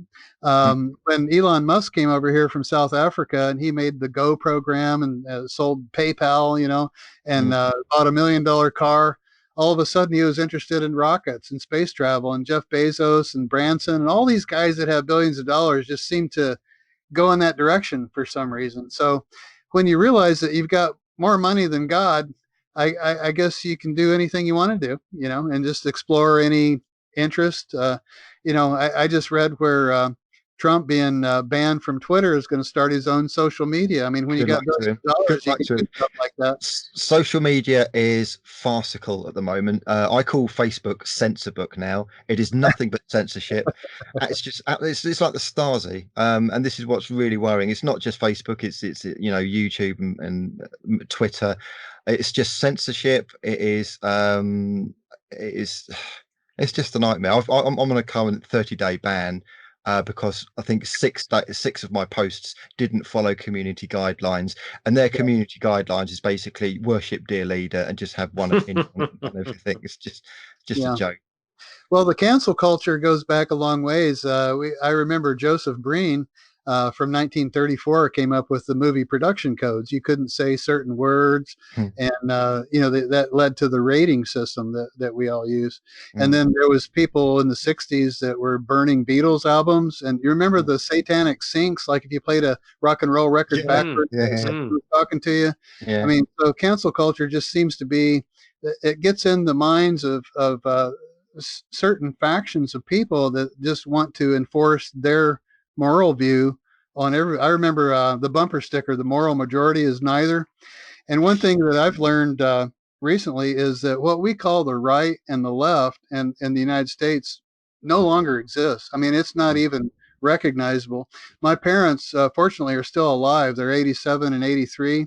And I was brought up by conservative Christian Republicans, and they're in a world they don't even recognize. They don't think that what they've believed in all their life is currently adhered to what you would call the Republican Party or the right. And the left that I adopted kind of as a rebellion from my parental upbringing That no longer exists. And I was wondering why I was getting so much heat on Facebook, and it's because certain aspects of what the left has morphed into is something I can't even relate to. So I'm kind of moving into an apolitical time. I just want to get along with people and validate their humanity and find things of common interest in them that we can all share and steer clear of any hardline long-term ideology that I've held all my life. I basically want the best. My definition of good would be any thought or action that's in the eventual best interest of all parties concerned. But people have different ideas on what that is. You've got the deontologists that want to live by black and white rules. This is wrong and this is right. And then I tend to be more of a consequentialist, where it depends on what the ultimate outcome is, whether something is good or bad.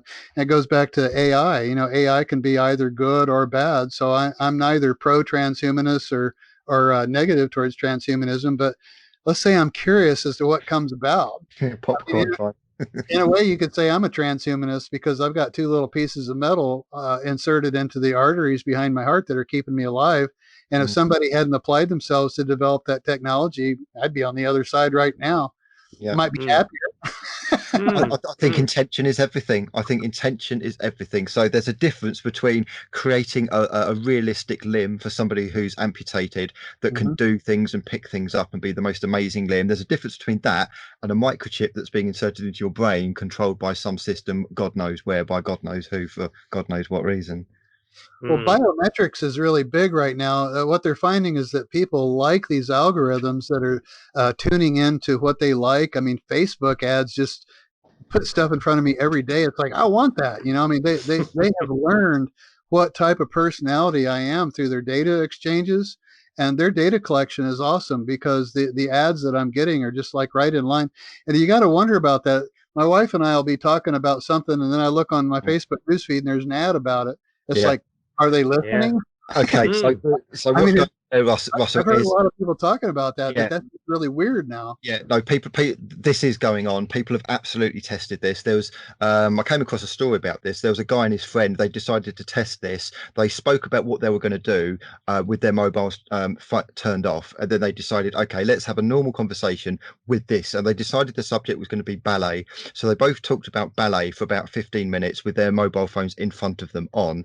And sure enough, about a day later, they get all these adverts for ballet shoes and ballet. What's really scary is there are now some people, including myself, who are going out and about and maybe thinking about something but not vocalizing it, and then they're seeing it on their mobile. And I've had that a few times where I go running a fair bit and jogging during lockdown because there's nothing else to do and to keep me fit, and I'll be thinking about things, and on a couple of occasions I've come back to my mobile and like linked things, or things that I was thinking about are starting to pop up. Now, a skeptic would say coincidence, okay, anecdotal maybe, but I wonder, is there some kind of weird system in space that's reading people's minds through frequencies, brain frequencies? Or is there, as you say, is it working out the type of person you are and actually kind of creating algorithms to almost project what you're thinking, kind of like preempting what you're thinking and then giving you what you're thinking? It's creepy, actually. Yeah, it is. It's very uncanny, and the synchronicities are beyond coincidence with this. And there's a movement that got started decades ago by a fellow named Konstantin, I believe his name was, Russian Cosmism. And they felt that transhumanism was our ultimate destiny, that our ultimate evolutionary destiny is to merge with machines. And there's a new version of that that I'm Facebook friends with, Alex Baikalov, who wrote a book called The Scintillect Hypothesis. And I've got him on audio as well as print, and I've listened to it several times, and it's mind-blowing because he thinks that the internet itself could actually become conscious and create something that he refers to as the noosphere. The surrounding the Earth, you've got the atmosphere, and then you've got the noosphere that contains the sum total of human knowledge. And then our destiny is to merge with machines and become a global scintillect and open up hyper realms and communicate with other scintillects. I mean, and it results in what he calls the apotheosis of the omega point. which is the ultimate blending with source or the quantum field or whatnot. So there are people that are very positive about transhumanism and think that this is part of our evolution. And then, they've got the people that are scared to death of it. That's going to create chimeras or super soldiers or whatever. So we'll see. What worries me is mankind's history. Mm-hmm. Mankind's history has been a bloodbath. Yeah, that's what worries me. Well, at least for the last 40 to 75,000 years, when the Anunnaki era, 300,000 or 400,000 years ago, came into being, it seems like they tweaked us into a placid servantile type being that couldn't even replicate. Mm-hmm. And then it was only the latest possible genetic touch point that where all this conflict and bloodbath, as you say, comes into play. I mean, we've spilled our guts on the battlefield for centuries.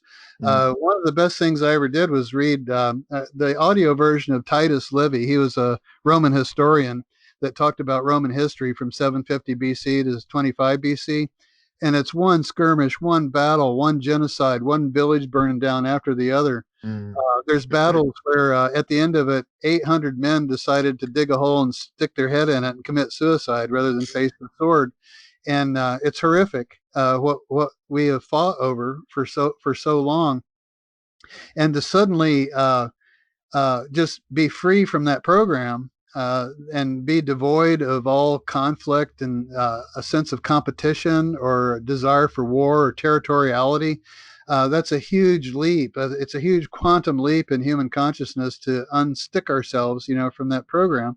And, it's a challenge. Yeah. What's the, if there's various races coming to us of ETs or whatever, what's the purpose of these abductions, do you think? I mean, what's your personal view of those? Okay, my personal view on that, if you look back to 1961, Betty and Barney Hill, that's when the abductions first got reported. And it seems to be coincidental with various tissue harvesting events with horses and cows and other types of animals. And I've got my own take on how these cattle mutilations are happening, just based on everything I've read about it and connecting the data points. There's a really good old documentary narrated by Rod Serling called UFOs, It Has Begun. And they've got pictures in there that ranchers have taken of these plasma-like beings that show up on camera. And those pictures match Linda Moulton Howe's book, An Alien Harvest. On a particular page, she's got a couple of photographs, and they're weird-looking things with appendages hanging off of them. And there's a wave that Dr. Jacques Vallée investigated in Brazil called the Chupachupa Wave. And these were luminous orbs that came up out of the water that turned into classic flying saucers with appendages hanging down. And they chased the villagers and used puncture appendages to draw blood from them. So there's two different types of blood and tissue harvesting. One is where the perpetrator of this, whatever intelligence that is, wants to keep the victim alive, in which case they use puncture appendages. And then there's cases like the cattle mutilations where they're dropped from an elevation and found with broken bones on the ground, completely desanguinated. And what they found is that their insides are pink and irradiated, and it softened it up. And I think the blood is being extracted. There's a levitation beam involved. They are being brought up into the air somehow, and the blood is extracted through some sort of irradiation and osmosis procedure, where it just all goes up into the plasma being or plasma craft or whatever you want to call it, and then dropped into a lifeless corpse that we find with stereotypical tissue removal, like the jaw and the eyeball and the rectum cord out, or the sexual organs taken. And this ties into Dr. David Jacobs' idea about the hybridization program going on. And even Richard Dolan, in his latest book, Alien Agendas, talks about a possible hybrid. So whether they're intervening like they have in the past on a couple of occasions, more than likely, maybe several occasions, whether they're benefiting humankind and preparing us for future environmental changes that the Earth is going through, or cognitive changes to connect to higher realms, is open to speculation. But Dr. David Jacobs has a very negative view. He thinks it's for an alien takeover of the planet. And then there's other abductees like Jim Maroney and Philip Kraft, who was an LA reporter for 30 years before he had his experience. who say that this is an intervention. They were told that this is a very positive intervention. So there may be more than one species or more than one population of intelligence that's interacting with humankind in the abduction phenomenon. But there's a case in Brazil, the Guaraparanga Dam, where a human being was found. And there's one fellow that's making the rounds on the UFO circuit that says these cases of human mutilation is found buried in police files all over the world, but they don't want to create a panic by being too public with them. But the one at the Guaraparanga Dam, if I'm pronouncing that correctly, is a horrific case because their reactions indicate that they were alive at the time the rectum was being cored out. I wouldn't want that to happen to me. So whatever intelligence is behind that just doesn't have any feelings for humanity at all. I've seen pictures of that on Richard D. Hall's NATO and the Human Mutilation Cover-Up, I think it's called. Because I think they also stretched back on that into the something past Daylova or Datlova Pass, the Russian campers. Datlov Pass, the hikers in Russia that lost their lives, and that's a really weird one. And one piece of information from that incident that isn't commonly talked about is that there was victims that were mutilated in the same fashion that the cattle mutilations present as, and there was sightings of orange spheres in the area that night. So my tendency on the Datlov Pass incident was that they had a visitation by an otherworldly presence, and they were horrified. I mean, anybody that cuts themselves out of a tent and takes off running is running from something. I mean, it's quite disturbing, really, because I mean, on one hand, you got Stephen Greer, who's trying to promote the idea that these are all loving, spiritual, benevolent beings or something that want to make contact with us. And I did see an online.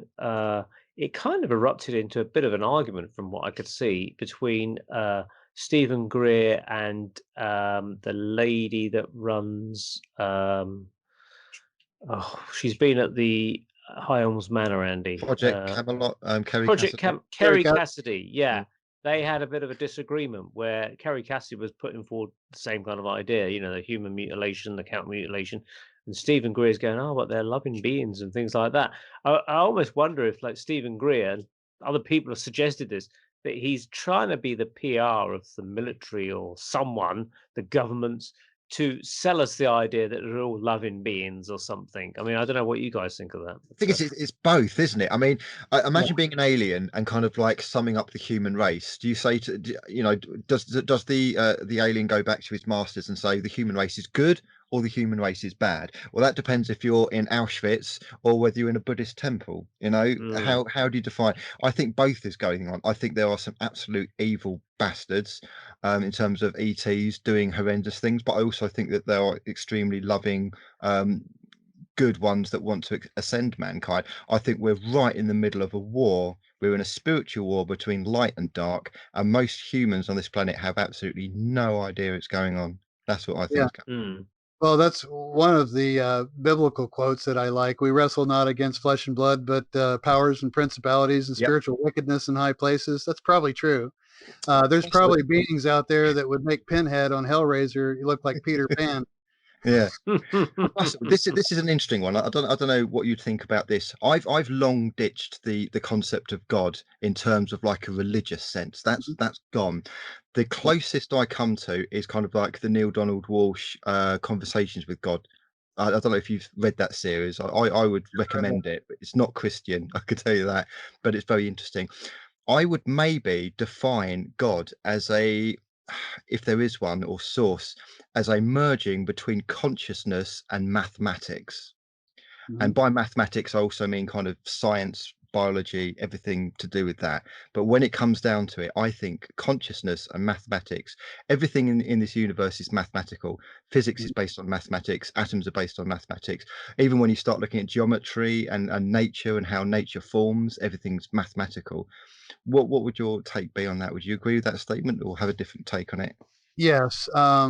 If the Big Bang Theory is correct, Michio Kaku points out 6 specific parameters: omega, lambda, epsilon, n, d, and q, that all have to do with the average density throughout the universe, the expansion rate, how much hydrogen gets turned into helium, things like that. Each one of those 6 parameters has a odds of 10 to the 80th power against it happening by accident. Get all 6 of them correct is way beyond scientific feasibility. So we either live in an intentionally constructed physical universe that intentionally set all of these parameters, or we live in a random multiverse and we just happen to be in one that bore life. They got all the factors right accidentally and bore life. Now, if it was intentionally constructed, which it appears to be, James Gates even had a conversation with Neil deGrasse Tyson and said that not only is there computer code embedded in the mathematics that describes the universe, but it's a specific type of computer code discovered by Claude Shannon in the 1940s. So there's computer code in the mathematics that describes the universe and all these parameters that would have had to have been set intentionally and correctly. Now, the question I have is if somebody of some entity or some intelligence that had the power to create a life-bearing universe, why did they base it on algorithms based on competition and predation, where all the creatures have to murder one another for food? It seems like there would be a much better algorithmic system to base it on, whether we got our energy from sunlight or something like that. But I'm just a mere mortal, and I can think of better ways to make a universe. Now, whether that's possible or not, I don't know. It reminds me of what Charles Fort said: if there is a universal mind, must it be sane? But there's every indication. Now, there's something called the ekpyrotic theory that's gaining traction, that instead of a big bang happening 13.7 billion years ago, that we exist in a multiverse that are self-contained, and they're put together with branes, branes, and that every once in a while one of them smacks into another and it forms another universe. And that's what we're perceiving as the Big Bang, but it's actually 2 brains running into each other. But I think that's called the ekpyrotic theory. And there's another person who's the chief scientist for LPP fusion. I forget what his name is, but he has several videos about the cosmological crisis, where the Big Bang theory, that was formulated by a Catholic priest, by the way, Lemaitre, I think is his name. But the Big Bang theory may or may not be correct. Some of our more advanced telescopes are finding structures out there in the universe that are calculated to be 150 billion years old. So if our whole universe is only 13.7 billion years old, how can there be this observed structure out there that's 150 billion years old? They're huge questions. So yeah, we're in the middle not only of a scientific paradigm shift from physicalism or material reductionism to either ontic pan-computationalism or idealism, but we've also got a cosmological crisis, whether there was a Big Bang or not. So the next decade or so may produce a lot of fruit and radical ways of looking at the universe. Then you've got Wallace Thornhill, the electric universe theory. Oh, yeah. I remember back in the 40s, there was channelers like Rolf Tolano that were saying the sun's not hot, that it's an electrical anode, and that it takes an atmosphere to refract it into heat. So we may find some shocking discoveries, as we put these really powerful telescopes out in orbit. You've also got the holographic universe theory that everything is just a bloody matrix code anyway. It's not, there could be versions of us in some simulation somewhere with virtual reality things, and this is our life experience. And then after that, you open the little pod, you come out, you spent your £1, whatever it is, like having the world. Well, the takeaway from all this is that this is not the only layer of reality. We exist in a particular frequency band, and there's what John Keel called the super spectrum. There's a wide range of frequencies of realities, and there may be life on different frequency band on every planet in our solar system. And if there's life abundant on these higher frequency bands, some of them may be intelligent enough to lower their frequency and interact with human beings or appear to us as third dimensional beings, when they're really not. So, I think that's the case, and it explains spirits, ghosts, occupants of UFOs, some of them anyway, which is interesting. Anyway, we are drawing to a close now, but it's flown by. We've covered so many different things, enough to keep us like scouring the Amazon bookshop looking for all these names that you brought up, as well as your own. So, Russell, if you just want to give us the name of your book again, are you working on any other books as well? I did. I wrote one during the COVID lockdown, and it's the Martian invasion of 1953. And Right. I'm a longtime fan of the 1962 Mars Attacks cards. I collected them since I was 8 years old. And I actually stared into each card as if it was a crystal ball and came up with a backstory to the whole coherent thing. And I'm presenting it as sort of a tongue-in-cheek disclosure that the reason they came out with the Mars Attacks cards was to relegate the whole incident that really happened in 1953 under Dwight Eisenhower to fiction. But it's available on Kindle. I just published it as an ebook. And it's really cool to publish something as an ebook because I can let my Kindle read my own stuff to me. I put it out there. It's like $3, the cost of a cup of coffee. So I'm hoping to get some readers, maybe some good customer reviews on that. But the other one is definitely a nonfiction book, and this is Overlords of the Singularity. That's what it looks like on Amazon. Okay. And my book from 2000, Outgrowing the Bible: The Journey from Fundamentalism to Free Thinking, is still available if anybody's interested on that. It's been 22 years now, and it's still on there. Wow. Any websites at all, Russell, that you want to promote? I would like to promote the Human Origins Conference. It's happening this weekend, 26th, 27th, 28th, I believe, Friday, Saturday, and Sunday. By the time this goes out, it would have happened. Oh, okay. Because we're going out in April, but yeah. Okay, well, never mind.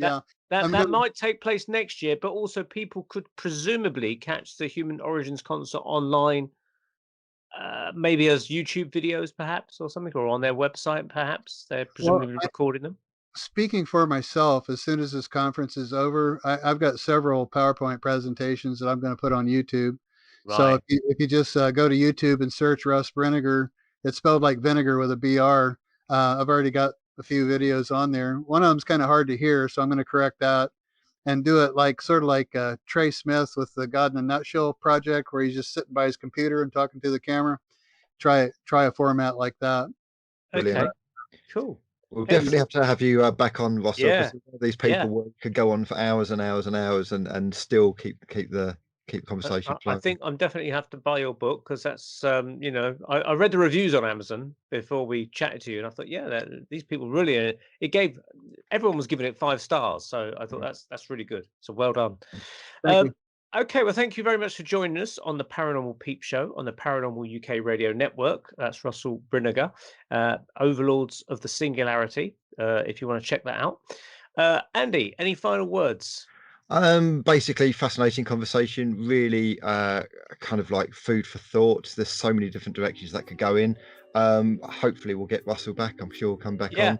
The only other thing really is thanks for coming on, Russell, and please join the Paranormal Peep Show on Facebook and on YouTube and Tuned In events as well.